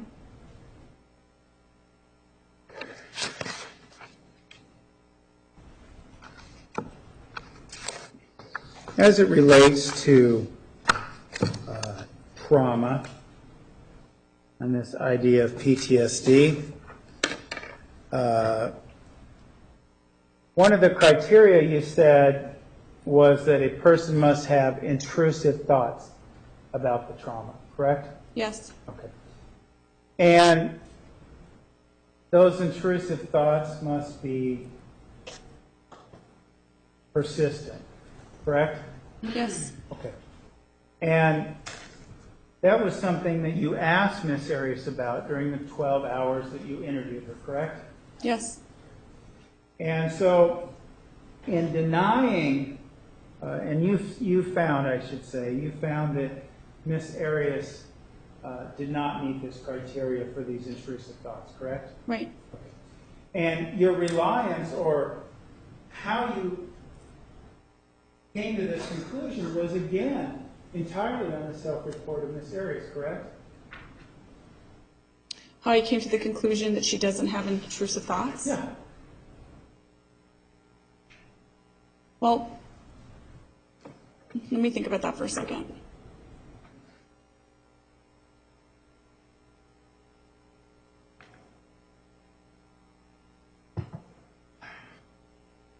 There's other indicators when people are in fact having intrusive thoughts. So partially was related to what she told me, yes. What other indicators, or I guess lack of indicators, are you referring to? When people have intrusive thoughts, you can see it happen. Whether that comes through in lack of attention, or sometimes you'll see a physiological response. It's often the case when I'm in session with patients that I can see an actual behavioral change where they'll start wringing their hands or tapping their foot, or I can see a change in them when they have intrusive thoughts. So you're talking about reading someone's body language and just being able to tell us what's in their head? What's your question? Is this what you're saying? You are such an expert in body movements that you can tell if someone's moving or moving their hands, that you can tell that they're having intrusive thoughts? What I am an expert in is understanding trauma, and I know that when I'm sitting with my patients and they start to have an intrusive thought, that I can see the correlation with their behavior, their maybe lack of engagement, for example, their changing of behavioral signs to know that that is related to that. And it's often the case when that happens that I follow up and ask, what's going on? What just happened there? So like you say, again, this is exactly my point. You believe that you, as a psychologist of 1 year's experience, at the time that you meet Miss Arias, can assess her body movements and decide, no, she's not having any intrusive thoughts, right? I'm saying that that's one indicator of Okay. it. And the other indicator is what she tells you, right? Yes. Okay. So when she tells you she's not having intrusive thoughts, you're willing to rely on that, correct? We use that in addition to what I just said, which is observe her. The mind reading, correct? That's incorrect. Not You also talked about Miss Arias having pleasant thoughts that were intrusive but pleasant. So that didn't qualify as well, correct? Yes, that's what I told you in the interview. All right.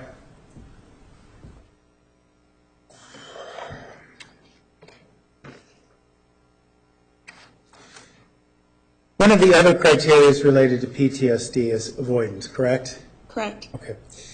And you said, well, Miss Arias isn't avoiding thoughts of Mr. Alexander, so therefore she doesn't have PTSD related to him, correct?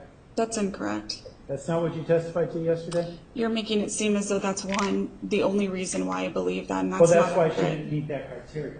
That is one example as to why she didn't. There's actually a plethora of One information. example. Doctor, do you understand you're here to answer my question? Objection, harassment. Overruled. Janeen? Yes. Understand that? Okay. In terms of avoidance, Ms. Arias did, in fact, through the documentation and the records, avoid contact with her parents and her family as much as possible, correct? Yes, there was some avoidance.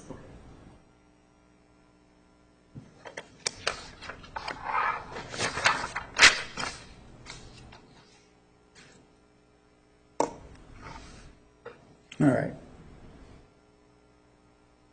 Now, this female psychologist that we're referring to a few moments ago, and Dr. Geffner, you're aware that they both concluded that Ms. Arias was a victim of abuse or domestic violence in her relationship with Mr. Alexander, correct? Yes. Okay.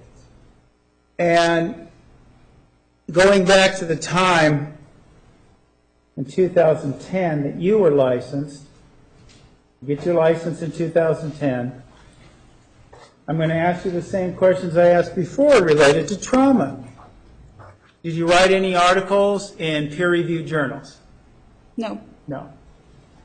Did you serve on any board or committees related to domestic violence? No. So ultimately, once you have your license, or once you're doing this assessment, you have 1 year experience related to assessing domestic violence, correct? It's incorrect. You have experience before you were licensed? Yes. You believe it is appropriate for a psychologist to count their work as a student, as experience? Absolutely. And you believe that that would comport, you're aware that the American Psychological Association has ethical guidelines that you are required to follow, correct? Yes. And those are really incorporated in the Arizona guidelines, correct? Yes. Okay. So it is your testimony here today that it is okay, ethically permissible, that's what I mean by okay, for a doctor to count their experience as a student as experience as a doctor? Count? Can you tell me what you mean, Well, Ken? you're counting it. You're saying you have all this experience in the assessment. You've only been licensed 1 year at this time. What's your question? Well, you asked me, and you said, what do you mean by experience? You've only been licensed for a year, right? At the time of this evaluation, you're licensed a year. Yes, licensed. All right. So at the most then, in terms of making these assessments, you have 1 year's experience at the time you meet Miss Arias, correct? No. How is it even possible? Because you're only licensed a year. Would you like me to explain? Yeah, I would. Experience doesn't just come in the moment that you become licensed. Becoming licensed involves taking a test after I've had all this experience prior. I started seeing patients in 2004 and consistently continued to do so up until the point that I was licensed. So when I'm talking about experience, what I'm talking about is what the word experience means, which is involvement with this population. You're correct to say that I became licensed in 2010, but that certainly doesn't equate to experience. And your position is that it is proper for a psychologist, licensed such as you are, since 2010, to project your experience as a student and assert it as experience as a psychologist. You just changed the wording right there, so I'm not saying I had experience as a psychologist, because you're only allowed to call yourself a psychologist once you become licensed. But I certainly have experience in the field of mental health, which included doing assessment and therapy with patients since 2004. As a student, right? From 2004 until 2008, yes, and then I became an intern at that point, a resident. You're not even a doctor, right? That's correct. I became a doctor in 2009. So this theory you're professing, how far does this go back? I mean, do you count your experience in high school? No, because in high school I was not seeing patients in therapy or evaluation. I started that in 2004, which would place me in my doctoral program. Okay. So you don't count, like, talking to your friends about their problems in high school? Are you counting that as experience? Oh, absolutely not. Okay. Talking to someone is not the same as providing treatment or evaluating someone. But you believe that you, grad student, you got your bachelor's degree, that you are gaining experience as a psychologist that you can tout and assert forward. I believe that I'm gaining experience in learning how to properly assess, evaluate, and treat people who have mental illness, yes. But at this time, you're a student, you can't do it on your own, right? Correct. I have to do it under the license of another psychologist.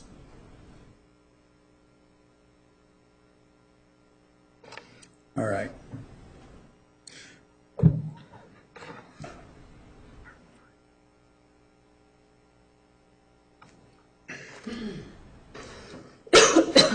You're aware from the records in this case that Mr. Alexander grew up in neglectful conditions, correct? Yes, I don't know the extent of it, but I do recognize that I've seen information about that. So have you read Mr. Alexander's writings regarding his childhood experiences? I vaguely recall reading one email, I think it was, or maybe it was a blog related to that, but that would be the extent of it. So your review of the records in this case would be, again, incomplete, correct? No. Are you not aware that there's writings out there, in fact, a book, where he describes his whole childhood? No. You're not aware of that. So if that was out there and you didn't review it, again, your review of this case would be incomplete. No, I wasn't evaluating Mr. Alexander. Well, you are here, at least in part, to talk about Mr. Alexander, right? And the relationship that he had with Miss Arias? Yes. And you decide, well, I don't need to know that information, right? No, that's not accurate. And you don't need to know that information because that would also include information that Mr. Alexander was exposed to domestic violence as a child, correct? I don't know. I just said that I haven't read You it. don't know. Again, but exposure to domestic violence as a child would be an important factor regarding one's experiences as an adult, correct? Objection, relevance to mitigating factors as to the defendant. Approach, please.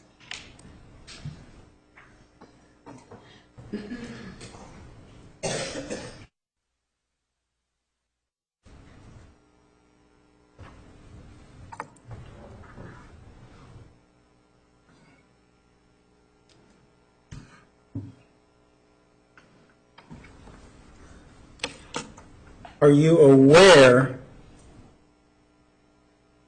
of records that indicate that Mr. Alexander was exposed to domestic violence during his childhood? Like I said, I believe I read, maybe it was an email or a blog, but it was brief and I don't remember the exact content other than it was in relation to him having a difficult childhood. And that was it? That's all I can recall, yes. So if there's records out there that indicate this elsewhere, again, your review of the case materials would be incomplete. No. No, it wouldn't be? No, I was evaluating Ms. Arias. Okay. Now, in terms of domestic violence, you would agree with me, or let's say, would you agree with me that victims of domestic violence don't always report their abuse? I agree with that. Would you agree with me that victims of domestic violence may minimize the abuse that they're suffering? Yes, sometimes they minimize. And in that regard, when we talk about reports, we're talking about, well, they don't always call the police, correct? They don't always call the police, correct? And victims of domestic violence, would you agree with me, don't always go to the doctor with their injuries? I agree. And even if they do go to the doctor, they might attempt to deceive the doctor as to the source of their injury, correct? It's possible, yes. Well, in that regard, they might do that, might act in that way or say those things to protect their loved one, correct? Say those things? Can you explain what you mean? Well, they may tell the doctor, say for example, they get hit in the face, okay? They may tell the doctor they bump their head against the wall or whatever it might be, come up with an alternative version of the source of the injury. Yes, that could happen, yes. Okay. And they do that typically to protect the person that hurt them from any kind of prosecution, right? I wouldn't necessarily say that that's the reason why. I think that's a possible reason, yes. Okay. What are the other reasons? The other reasons could be that they feel embarrassed or humiliated by it, or that they want to protect other people in their life. It could be that they don't have a good rapport with the doctor and don't feel open enough to share information like that. Those would be some other reasons. Okay. What about, based on your experience, what about the maybe mandatory reporter laws? If they tell their doctor might have to notify the police, things like that. Do those things come into play? That's not an accurate statement. There's no mandatory reporter laws of child abuse? No. I didn't recognize we were talking about child abuse. I thought we were talking about domestic violence. So your testimony is there is mandatory, you acknowledge there's mandatory reporter laws as it relates to children, correct? As it relates to children, yes.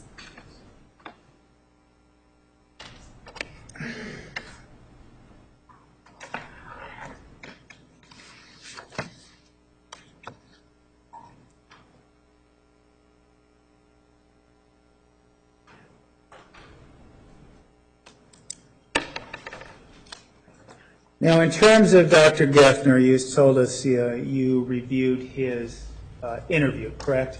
Yes. Okay. But not his transcripts? Transcripts from Of testimony? testimony, yeah. That's correct. Okay. From the interview, did you come to understand that he has over 30 years experience in the field of domestic violence? I don't know that it was 30 in particular, but that he had several years, yes. Okay. And are you familiar with the fact that he runs a domestic violence institute affiliated with a university? Yes. And it was based on his training and experience that he chose what tests to administer and how to administer them, correct? Yes.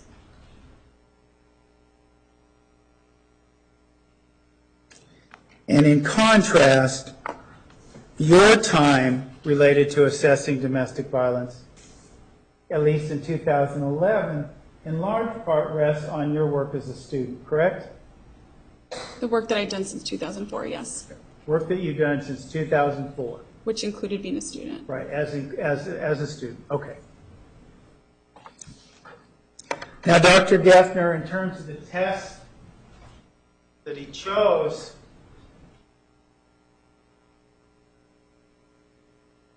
to give Miss Arias, one of those tests was the MFAS, correct? Yes. Okay. And your belief is that this test is a test to assess psychopathy, correct?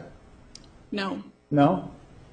That's not what you told me the other day? No. And have you ever administered this test before? I have. You have? Yes. Okay. And how many times have you administered this test? Oh, I don't know. I don't know that number. Several? Not that many times. Not that many times. What does MFAS stand for? I'd have to look at it. I don't remember off the top of my head. Do you have the manual for this test? No. Okay. What do you believe it assesses? It's an assessment of malingering. Okay.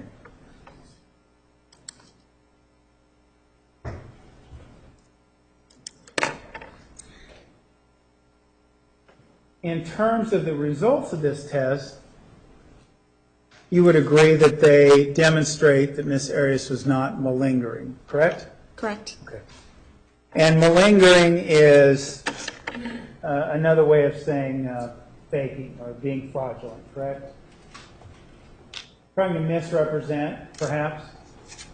It would be an exaggeration of mental health symptoms. Okay. And as a matter of fact, in terms of the test you gave with validity scales, you also saw no evidence of malingering, correct? Correct.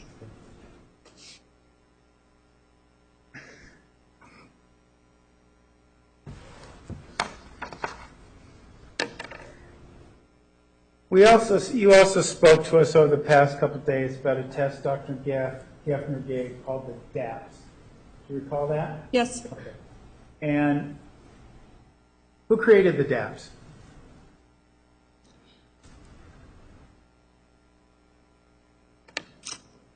I'm not sure off the top of my head. I have an idea, but I'm not 100% sure. What's that? I'm not 100% sure the name of the author. Okay. And what training have you received on the DAPS? On the DAPS specifically? Yeah. I have not. I've never used the DAPS. Okay. You've never used the DAPS, not been trained on it. Okay. Yet you are willing to tell us that this psychologist with all this experience who runs an institute, he did it wrong. He absolutely did it wrong. You're willing to tell us that? Yes. Okay. And you're so wanting to tell me that he did it wrong, isn't that demonstrative of your bias? Because you're really testifying to something that you know nothing about. That's not accurate.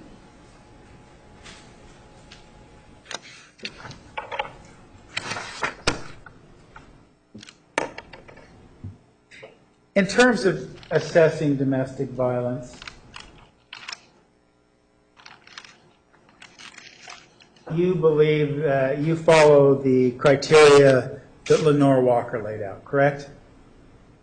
Not in assessing domestic violence and assessing battered women syndrome. And battered women syndrome is a tool to assess whether a woman has been a victim of domestic violence, correct? No. No? What do you believe battered women syndrome is then? Battered women syndrome is not a tool. What battered women syndrome is a descriptor of women who have been exposed to domestic violence, and as a result of that have developed a cluster of symptoms that would be suggestive of this battered women syndrome. And Lenore Walker, you said, is the person who pioneered the criteria for making this assessment, correct? Yes, Okay. And this was work that she did back in the 80s, correct? sometime around there. I don't know exactly. Okay. And there are 3 criteria that she articulated in those studies for assessing domestic violence, correct? That's incorrect. Okay. How many criteria do you believe that there are in Ms. Walker's assessment? There are 6 criteria. Okay. And this is from the articles that, or the study she published back in the 80s, correct? That's incorrect. Where did these criteria evolve from then? Were they evolved from, or Yeah. were they documented? Yeah, where are they documented? They're documented in her 2009 book. 2009 book. And which book is that? I believe it's called Battered Women Syndrome. I'm not exactly sure what the title is. Off the Okay. top of my head. And is that the only other book she's authored on this subject? Oh no, she's authored many books. Okay. And the criteria you're saying you used in this examination of Ms. Arias, or this assessment, was the criteria laid out in 2009? Correct.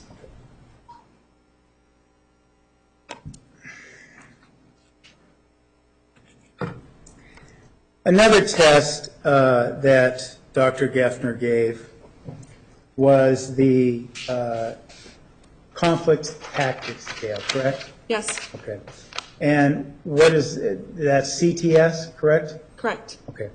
And he gave her the CTS-2 to be specific, correct? Yes, Okay. And is this a test that you've administered? yes. Okay. And how many times have you administered it? I don't know. Okay. When were you trained on it? When I was at Michigan State University, When did the CTS-2 come into existence? I don't know. Was it before you assessed Ms. Arias? Before I assessed Ms. Arias? I'm not sure. Okay. You said you'd been trained on it, on the CTS-2? I was trained on the CTS. I don't recall whether it's a CTS-2 or CTS-1. Okay. What I asked you a minute ago is, did you receive any specific training on the CTS-2? Objection misstates the question. Restate the question. Have you received any specific training on the CTS-2? I don't recall if it was a CTS-2 or the CTS-1. I'm not sure which one it was at the time. Okay. But this would have been at Michigan State, not anything more recent? I'd used it again at Arizona State Hospital. Okay. That would have been 2008? Yes. And you haven't used it since then? I don't use it, no. Okay.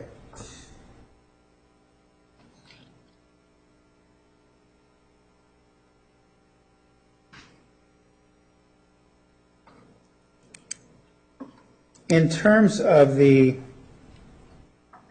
aware that Dr. Geffner used the TSI-2 to test Ms. Arias, correct? Yes. And you used the TSI-1, correct? Yes, And you used the TSI-1, was the TSI-2 available? yes, a few months prior. Okay. But you chose not to use that, correct? I gave the TSI-1, yes.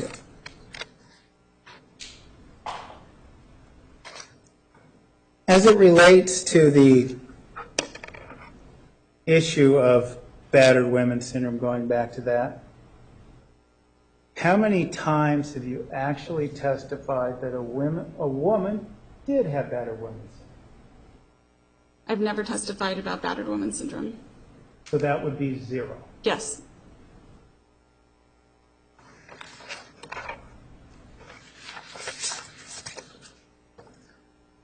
You also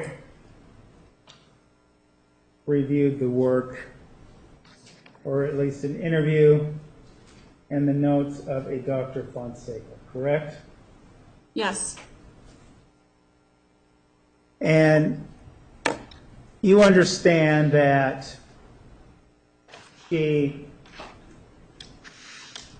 talked about the relationship that Ms. Arias and Mr. Alexander shared, correct? Yes.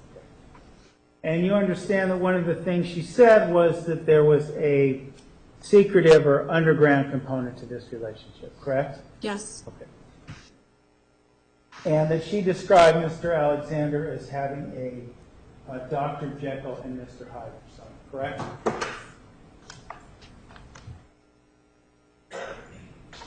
Now, earlier today, we spoke about the beliefs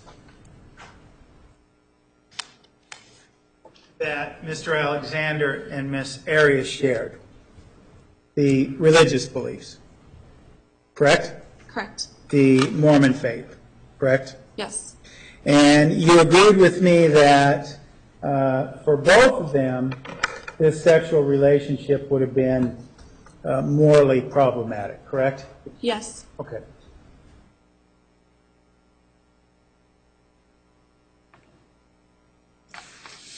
Would you agree with Dr. Fonseca's assessment that Mr. Alexander was struggling with the contradiction of these beliefs and his desire for sexual behavior?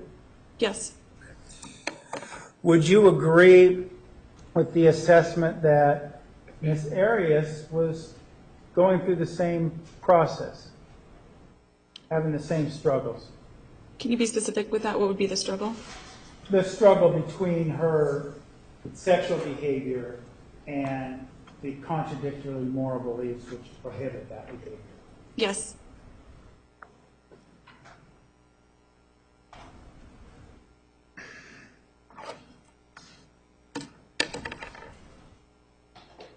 Now, one of the things you said yesterday was, well, you didn't believe this relationship was secretive because it's normal, and I'm paraphrasing what you said, normal for people to not talk about their sex life, correct? Correct. But would you disagree with the idea that this was something more than that? Something more than that? What do you mean?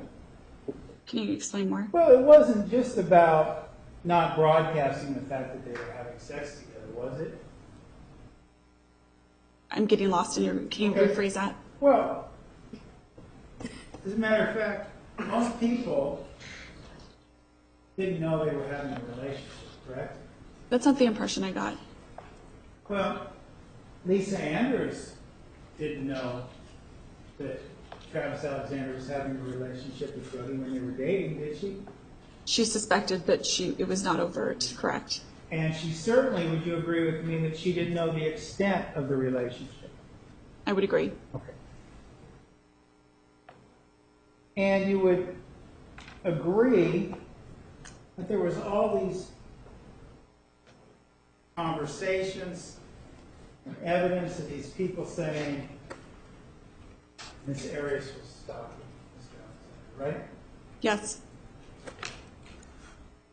But these people who were saying this,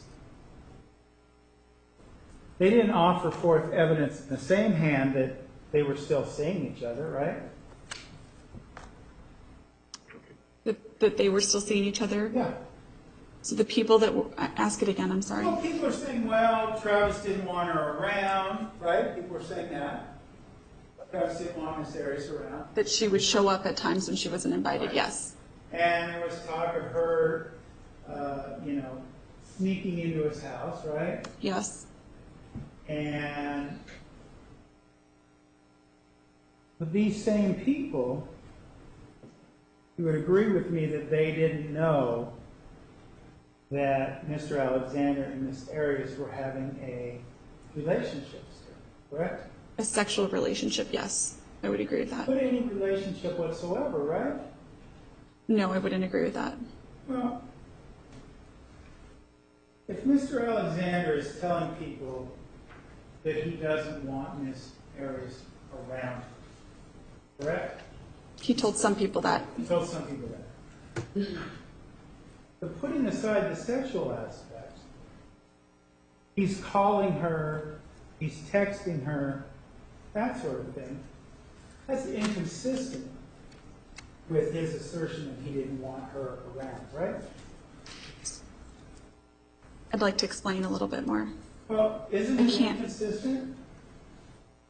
I mean, if you don't want somebody in your life, you're not talking to them on the phone.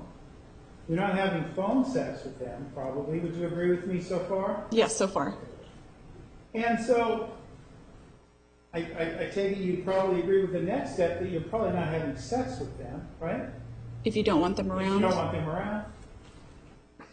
I still would like to clarify something. There's an important piece that's missing. If you don't want a person in your life, you're not having sex with them, right? As a general, yes. As a general rule. There's information that says Okay. And so what I'm postulating to you, is if you could agree with me, is this idea that, well, if Mr. Alexander is telling people that he doesn't want her around, but he's making contact with her, right? These people don't know. These people he's telling that he doesn't want to contact her, doesn't want to be in touch with her, doesn't want her around, right? He was saying that he doesn't like the intrusive behavior of what she was But doing. he was also saying that he didn't want her around. He wanted her away, he was glad she was moving away, that sort of thing, right? In April and May of 2008, yes. So even at various points in their relationship, he's telling all sorts of people, and we saw evidence, let's see here.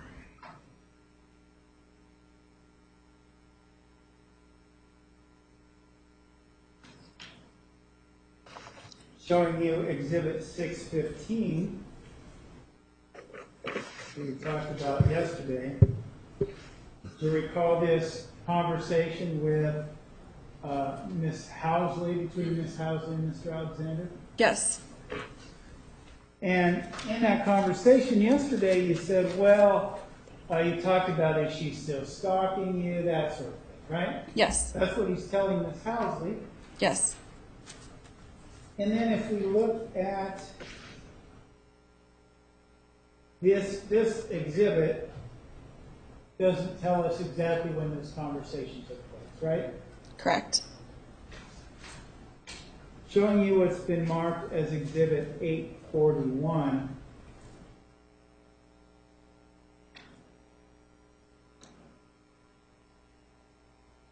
Are you aware of this? This exhibit? Have you seen this exhibit before? I have not. Okay. This exhibit, Doctor, for your education, documents the contact that Mr. Alexander is having with different women and the period of contact he's having with different women over the course of time. See that? Yes. And this exhibit documents that he is in contact with this Reagan Housley from May 13th of 2008 to June 2nd of 2008. You see that? Yes. Okay. So point being,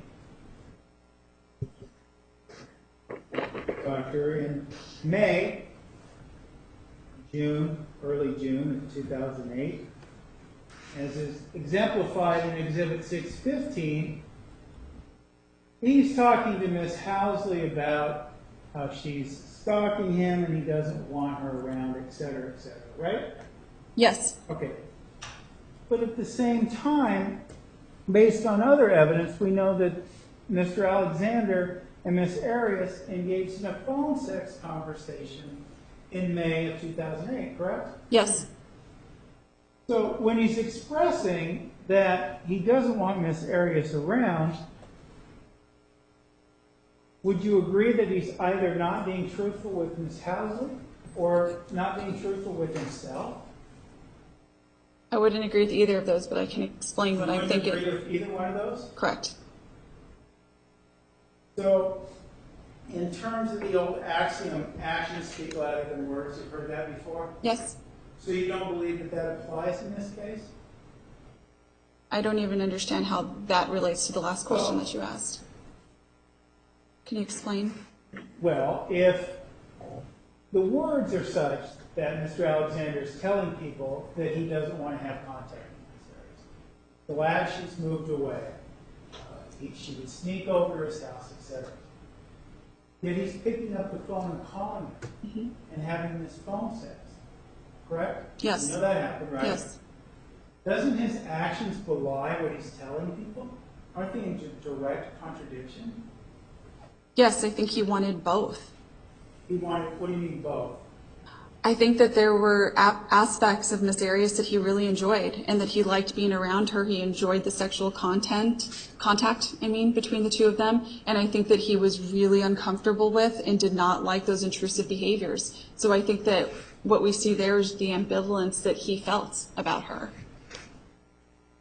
What do you mean by the ambivalence he felt about her? Ambivalence would refer to having strong emotions in two different areas. I think that there was this part of him who enjoyed her company and did like aspects of her, and then the other part of him felt that she had engaged in these intrusive behaviors that he didn't like, checking her email, showing up at times that he didn't like. I think they both existed. Those two experiences coexisted. Okay. And I guess the next logical question is, why is he still having sex with her all the way up to June 4th, 2008? Because I think he enjoyed having sex with her. So he was using her for sex, right? No. Well, he was annoyed by her, right? Yes. He didn't like her behavior? He didn't like the intrusive behavior, Right. correct? He didn't like the intrusive behavior. He didn't like a lot of things about her, but yeah, he could put up with it because she would have sex with him? Is that what you're saying? No. Well, you just said a moment ago that he's having sex with her all the way up to June 4th. But he doesn't like her.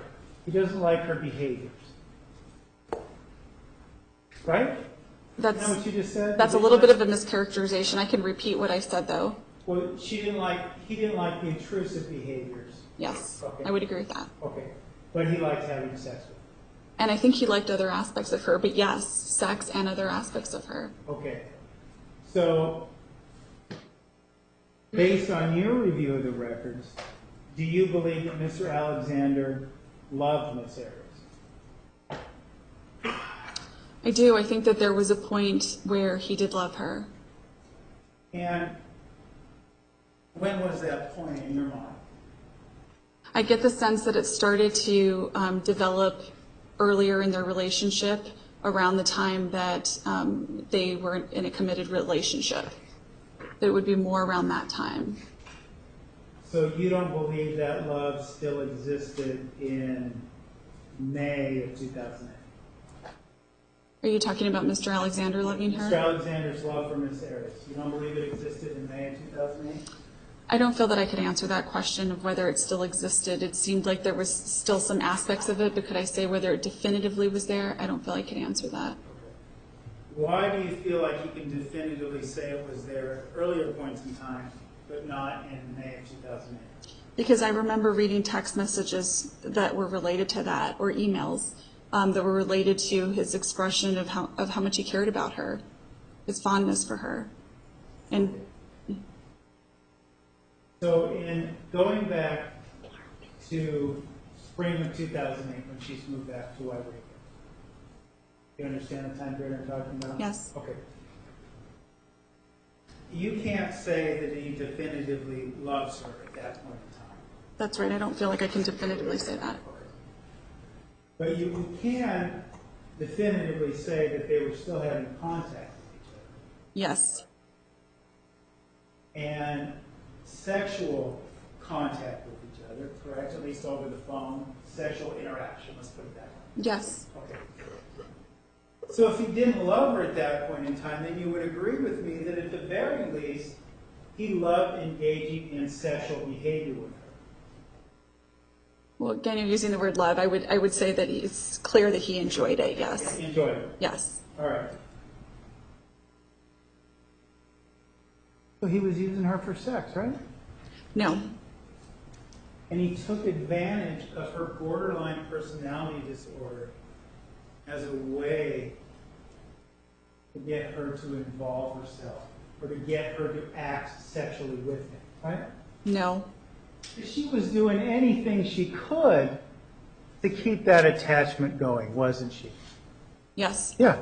And if that includes having phone sex in her grandmother's home in the middle of the night, she was willing to do that, right?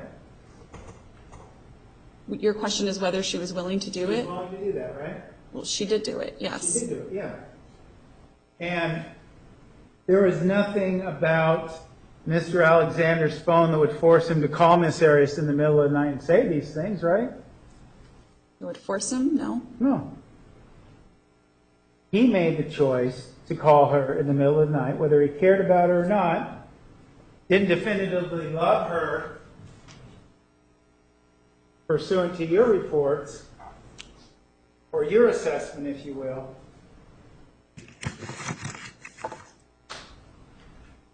He was still willing to do that so he could get his sexual needs met, correct? That was a very long question. Can you clarify what you're asking? Sorry, what was that? That was a long question. Can you clarify what you were asking? Sure. He was still, if he didn't love her, whether he did or not, he was still interacting with her to get her his sexual needs met. Yes.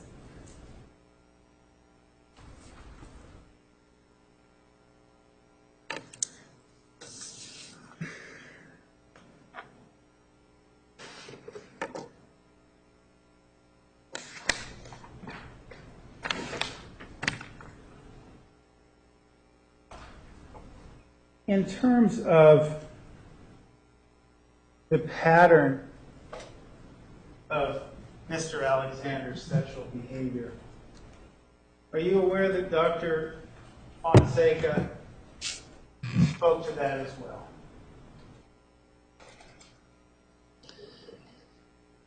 The pattern of his behavior, his sexual behavior, what do you mean by that? Well, he had certain patterns with women, didn't he? The T-Dog did anyway, right? Are we still talking about Fonseca, what she said, or Yeah. are you asking me if I saw patterns? Well, are you aware, I'm asking about what Dr. Fonseca said. Are you aware that she talked about Mr. Alexander's pattern with women? Yes. And he sought out sexual gratification from more women than just Miss Arias, right? I don't recall that. Sexual gratification? Even at the time that he was interacting with Miss Arias, beginning in September of 2006, he was also engaging with other women, correct? I don't know in terms of that specific time frame. Well, in relates to that specific time frame, let me show you an aspect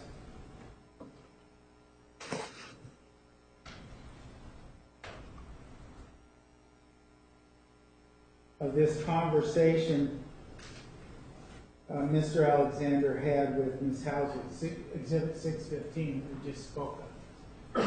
Okay. And we know, based on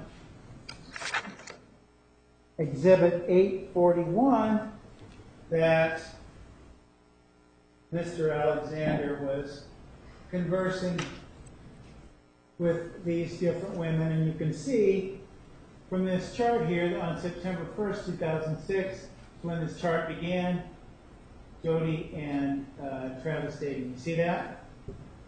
Yes. Okay. And to your recollection, do you recall that the phone sex conversation was recorded in May of 2008? Yes.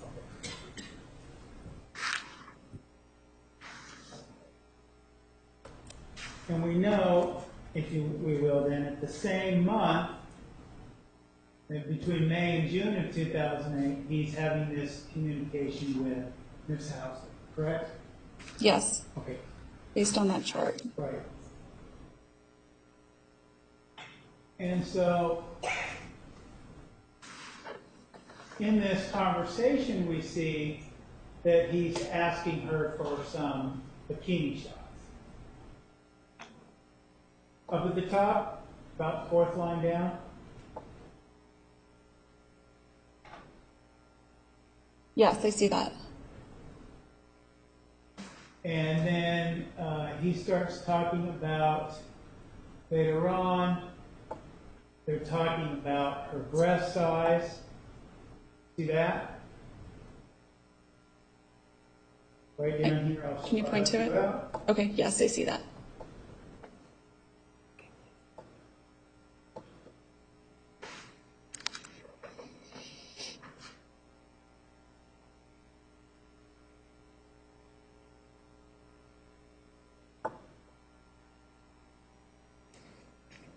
And they start talking about, he starts talking about big breasts and boob jobs. You see that up at the top? Yes, I see that.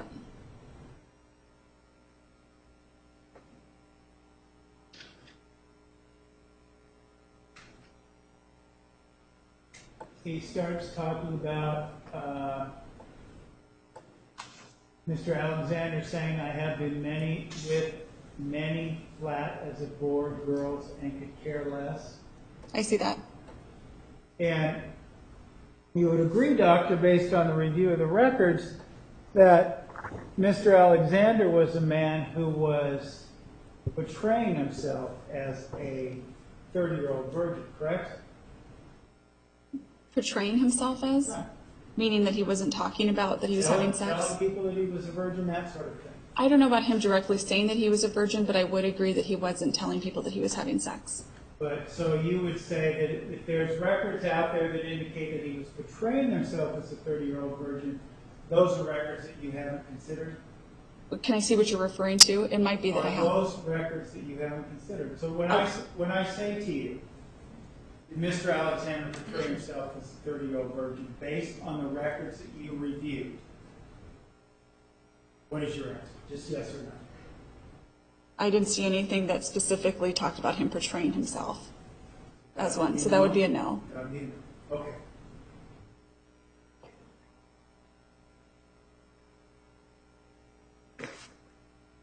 And so they go on in this conversation to, again, talk about this woman's breast. Couple down here, after that she talks that my boobs were too small. You see that? Yes.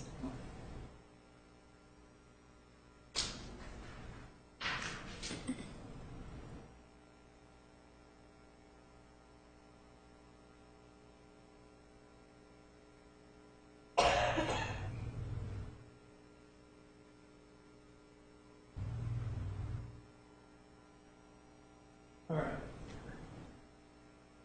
And this is part of the conversation that when you were talking to Mr. Martinez, you didn't discuss, right? Objection, this states her testimony, she did.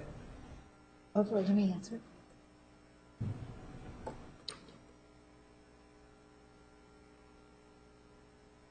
This specific portion that you're showing right now? Well, all this stuff about her breasts. You didn't talk about her breasts and him being with girls as flat as a board. Objection, which one does he want to answer? Compound question. I'm sorry. Objection, compound question. Sustained. You didn't talk about any of that, did you? Objection, foundation, that. Sustained. You didn't talk about Mr. Alexander's discourse about this woman's breast size, right? No, I don't believe so. And you didn't talk about the discourse where Mr. Alexander talks about being with many flat-chested girls, correct? No. Okay.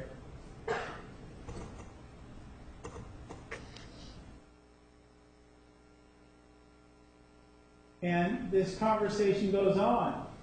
They're still talking about breasts and the size of her breasts and who's getting boob jobs, right? Looking at the top, Yes.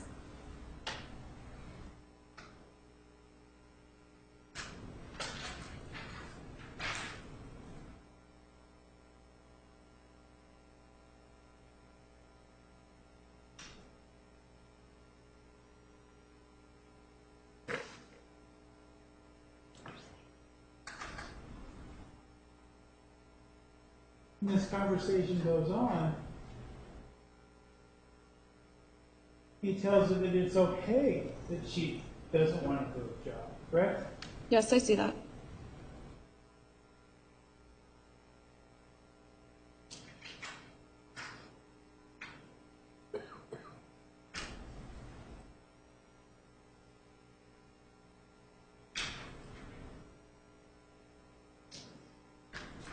So really, this conversation also continues into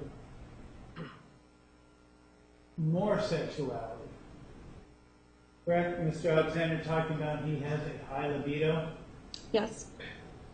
and he hears makeup sex is awesome. Yes, I see that.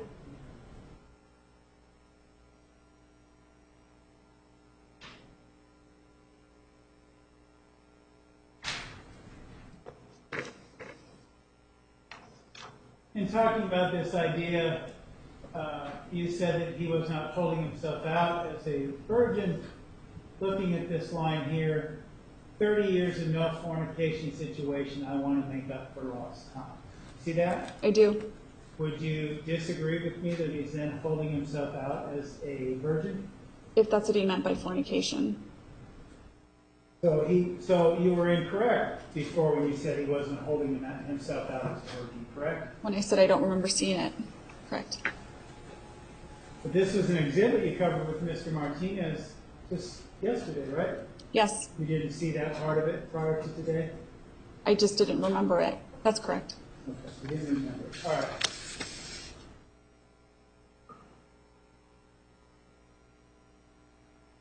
But we also know another aspect of this, when this conversation took place, is that this claim of Mr. Alexander's that there was 30 years of no fornication wasn't true, correct? That's correct.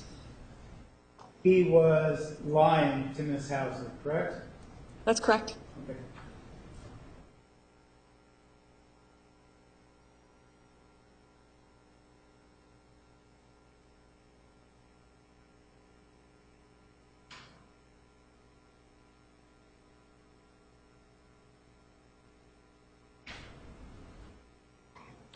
Now, are you aware that one of the things that Dr. Fonseca said is that Mr. Alexander had a habit of turning things around to sex and his sexual needs?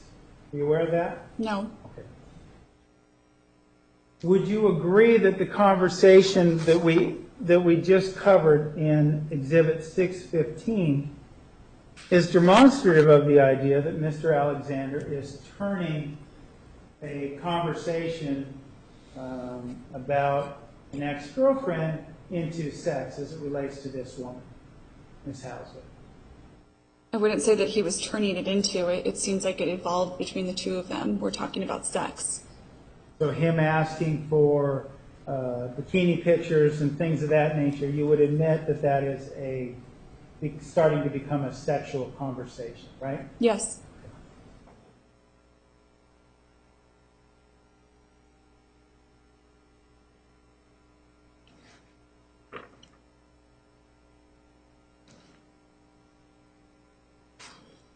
Well, let me go through this as well with you. In terms of your review of the records, are you aware of Miss Arias's, or excuse me, Mr. Alexander's involvement with Elise Lee? I do recognize her name, yes. Well, what is the extent of her involvement with Mr. Alexander? I'm not sure. You don't know? I do not know. What is are you familiar with the name Chriselle Stockwell, based on your review of the records? I do remember seeing the name Chriselle. And was Miss Stockwell married or unmarried? I believe she was married. And are you aware of the content of any sexual conversations that Mr. Alexander was having with the married Miss Stockwell? I remember flirtatious emails. Yes. You're calling Flirtatious emails? I'm sorry, not emails. It would be texts. Or I would rather say flirtatious correspondence, because I don't remember exactly what it was. So correspondence when they're talking about having sex together, you're considering that flirtatious. Can I see what you're referring to? Doctor, I'm asking you, correspondence when they're talking about having sex together, you would call that flirtatious, right? If they were talking about sex, then I would consider it sexual. Okay. If they weren't, I would consider it flirtatious. And as it relates to Maria Avila, who is that? I don't know. How about Chaitanya Lay? Do you know who she is? Yes, I remember seeing her name. And who is she? I believe she was a friend of his. A friend of his. Can you tell me whether Mr. Alexander engaged in sexual behavior with this friend of his? No, I don't think they did. He didn't. So you're not aware of text messages where Mr. Alexander talks about how he buried his face between her legs and brought her to nirvana? Not familiar with that? No, I don't recall that. Okay. So that's something that you don't know, right? I do remember correspondence between the two of them, and I do remember it being flirtatious. That exact statement that you said there, I don't recall that. You don't know that that existed, right? I don't remember that. And do you know who Deanna Reed is? Yes, And who is Deanna Reed? that is his ex-girlfriend. Okay. And you're aware that they had sex back in 2005, correct? No. No? You weren't aware of their sexual behavior? I read an interview with Deanna Reed, and I don't recall if she said anything about having sex in there. Okay. You just reviewed her interview, not her one interview with her? It was one interview with her. And was that the interview that took place in 2011? I could look at my report to see. Please. 7/12/11. Okay. Are you aware, and she denied having sexual activity with Mr. Alexander in that interview, correct? Objection misstates the testimony and it misstates the interview. Overall, to me, answer. The question was, In this interview, did she at any point in time admit that she had sexual interaction with Mr. Alexander? sexual intercourse? No. Sexual interaction of any kind? Well, she talked about her and him having a romantic relationship, but specifically to sex, no, I don't recall her talking about sexual interactions. Okay. And so then based on that, you're not aware of the fact that she came into court during the last trial and advised the jury and swore on an oath that she had a year-long sexual relationship with Mr. Alexander. You're not aware of that? No, I didn't review her testimony. And you're not aware then that this year-long sexual interaction also included penile vaginal intercourse? I didn't review her testimony, no. All right, so you didn't know that? No. Objection asked and answered. Sustained. All right.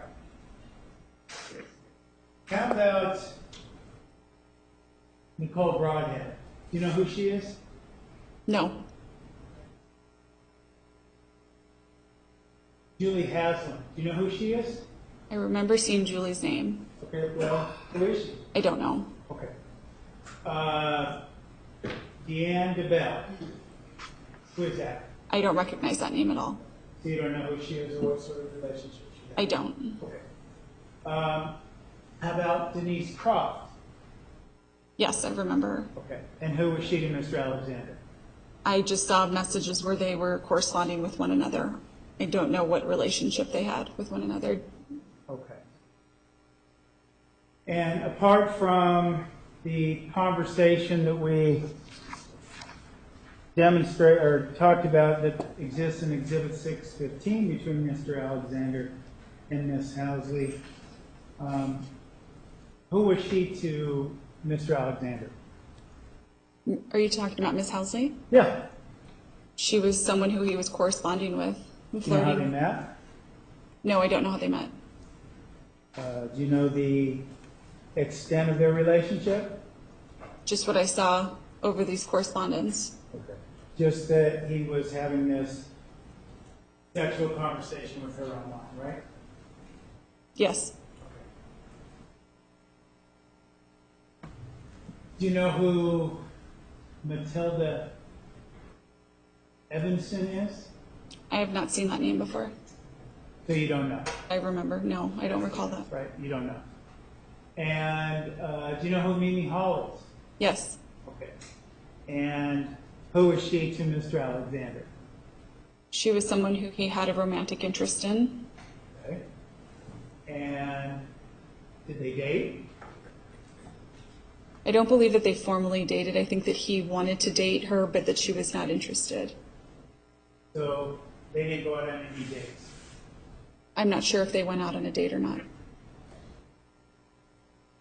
Actually, are you aware that Ms. Hall testified that they went on at least 2 dates? No, I didn't review that. You didn't review her testimony? I think I actually reviewed part of her testimony, but not her full testimony.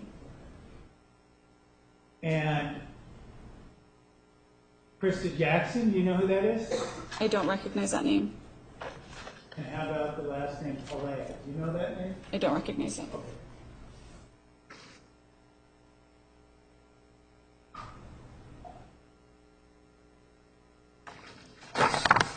You would agree, though, wouldn't you, Doctor, that that the sexual aspect of the relationship between Miss Arias and Mr. Alexander began shortly after they met, correct? Yes. Within a week, 2 weeks, maybe? Yes. And that relationship, that sexual relationship, continued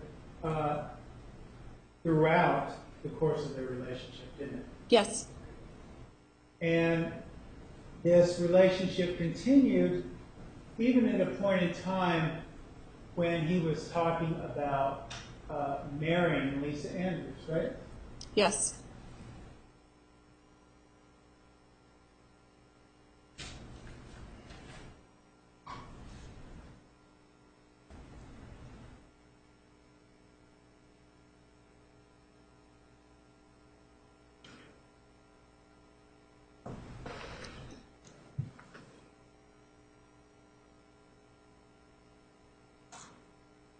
Yesterday, you covered what has been marked as Exhibit 9A2. I want to show you that and see if you recognize that conversation. Yes. And to your recollection and your review of the records, can you tell us when Miss Arias moved back to Wairika, California? I believe that it was in April. All right. And do you know whether it was before or after this conversation? I don't know if it was, I believe it was after. Okay. I'm not 100% sure though. Okay, not 100% sure. No. All right. And this conversation that took place in April, he's trying to figure out who a certain person named Michelle is, right? Yes. And he's also talking about, are you aware of the text messages that Mr. Alexander and Miss Arias shared about Mr. Alexander wanting to know who this Michelle person was? Say that Are you aware of again? that? Say that again, please. Okay. Are you aware of the correspondence between Mr. Alexander and Miss Arias regarding who this Michelle person is? No, I don't recall that.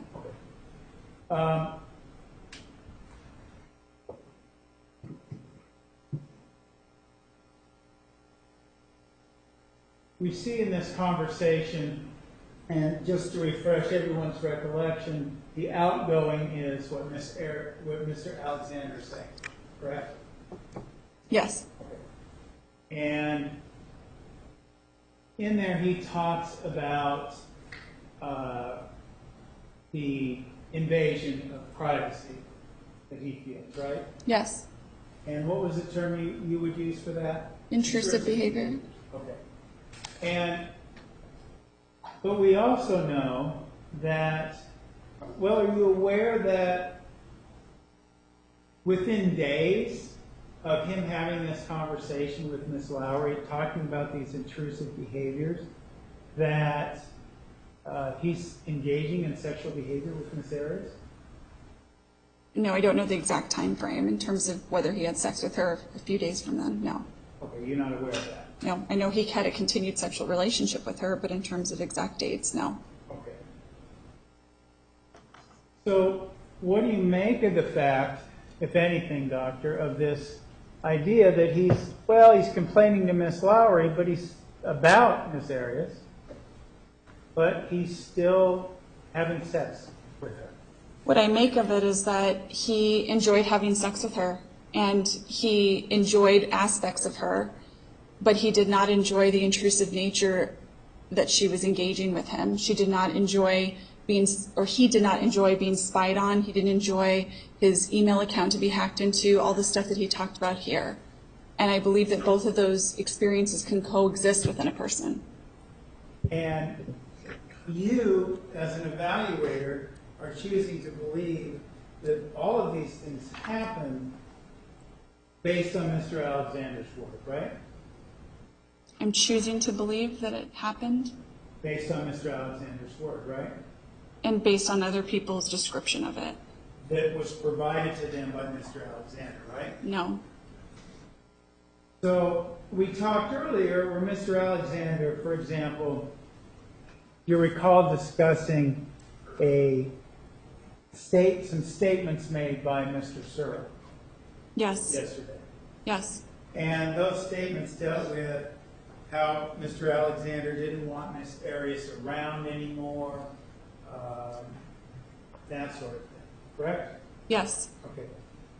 And those statements that Mr. Searle was making to the police officer, those came from what Mr. Alexander told him, didn't it? Yes. Okay. And likewise, the fact that Miss Arias would show up unannounced, like for example, we heard from his roommate,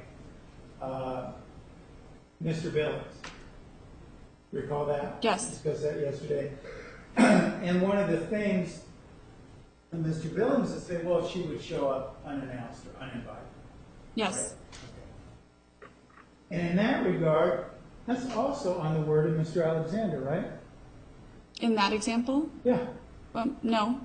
No? You think that Mr. Billings was able to make his own assessment of whether Mr. Alexander invited her over or not? Yes, if he was living there, he was able to observe that. Oh, okay. So you think he could intuitively know that based on just seeing her there? Not intuitively. He had to be told by someone else, right? No. All right, we're going to take the evening recess. Ladies and gentlemen, Monday, please be here at 9:30. Please remember the admonition. Have a nice weekend. Excused.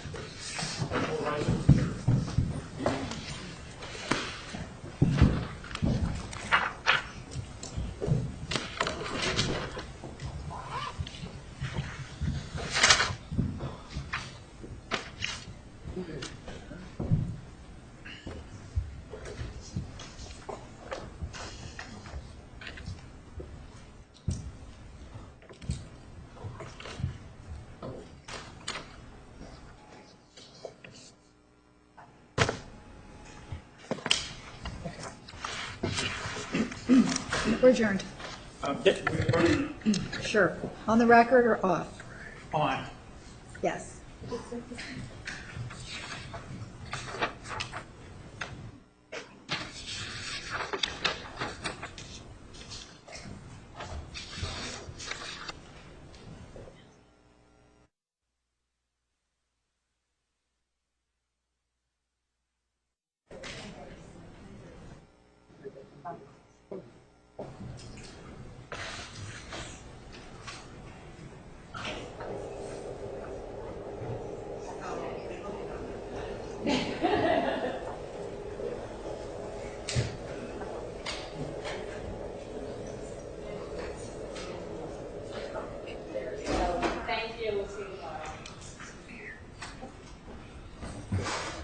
Can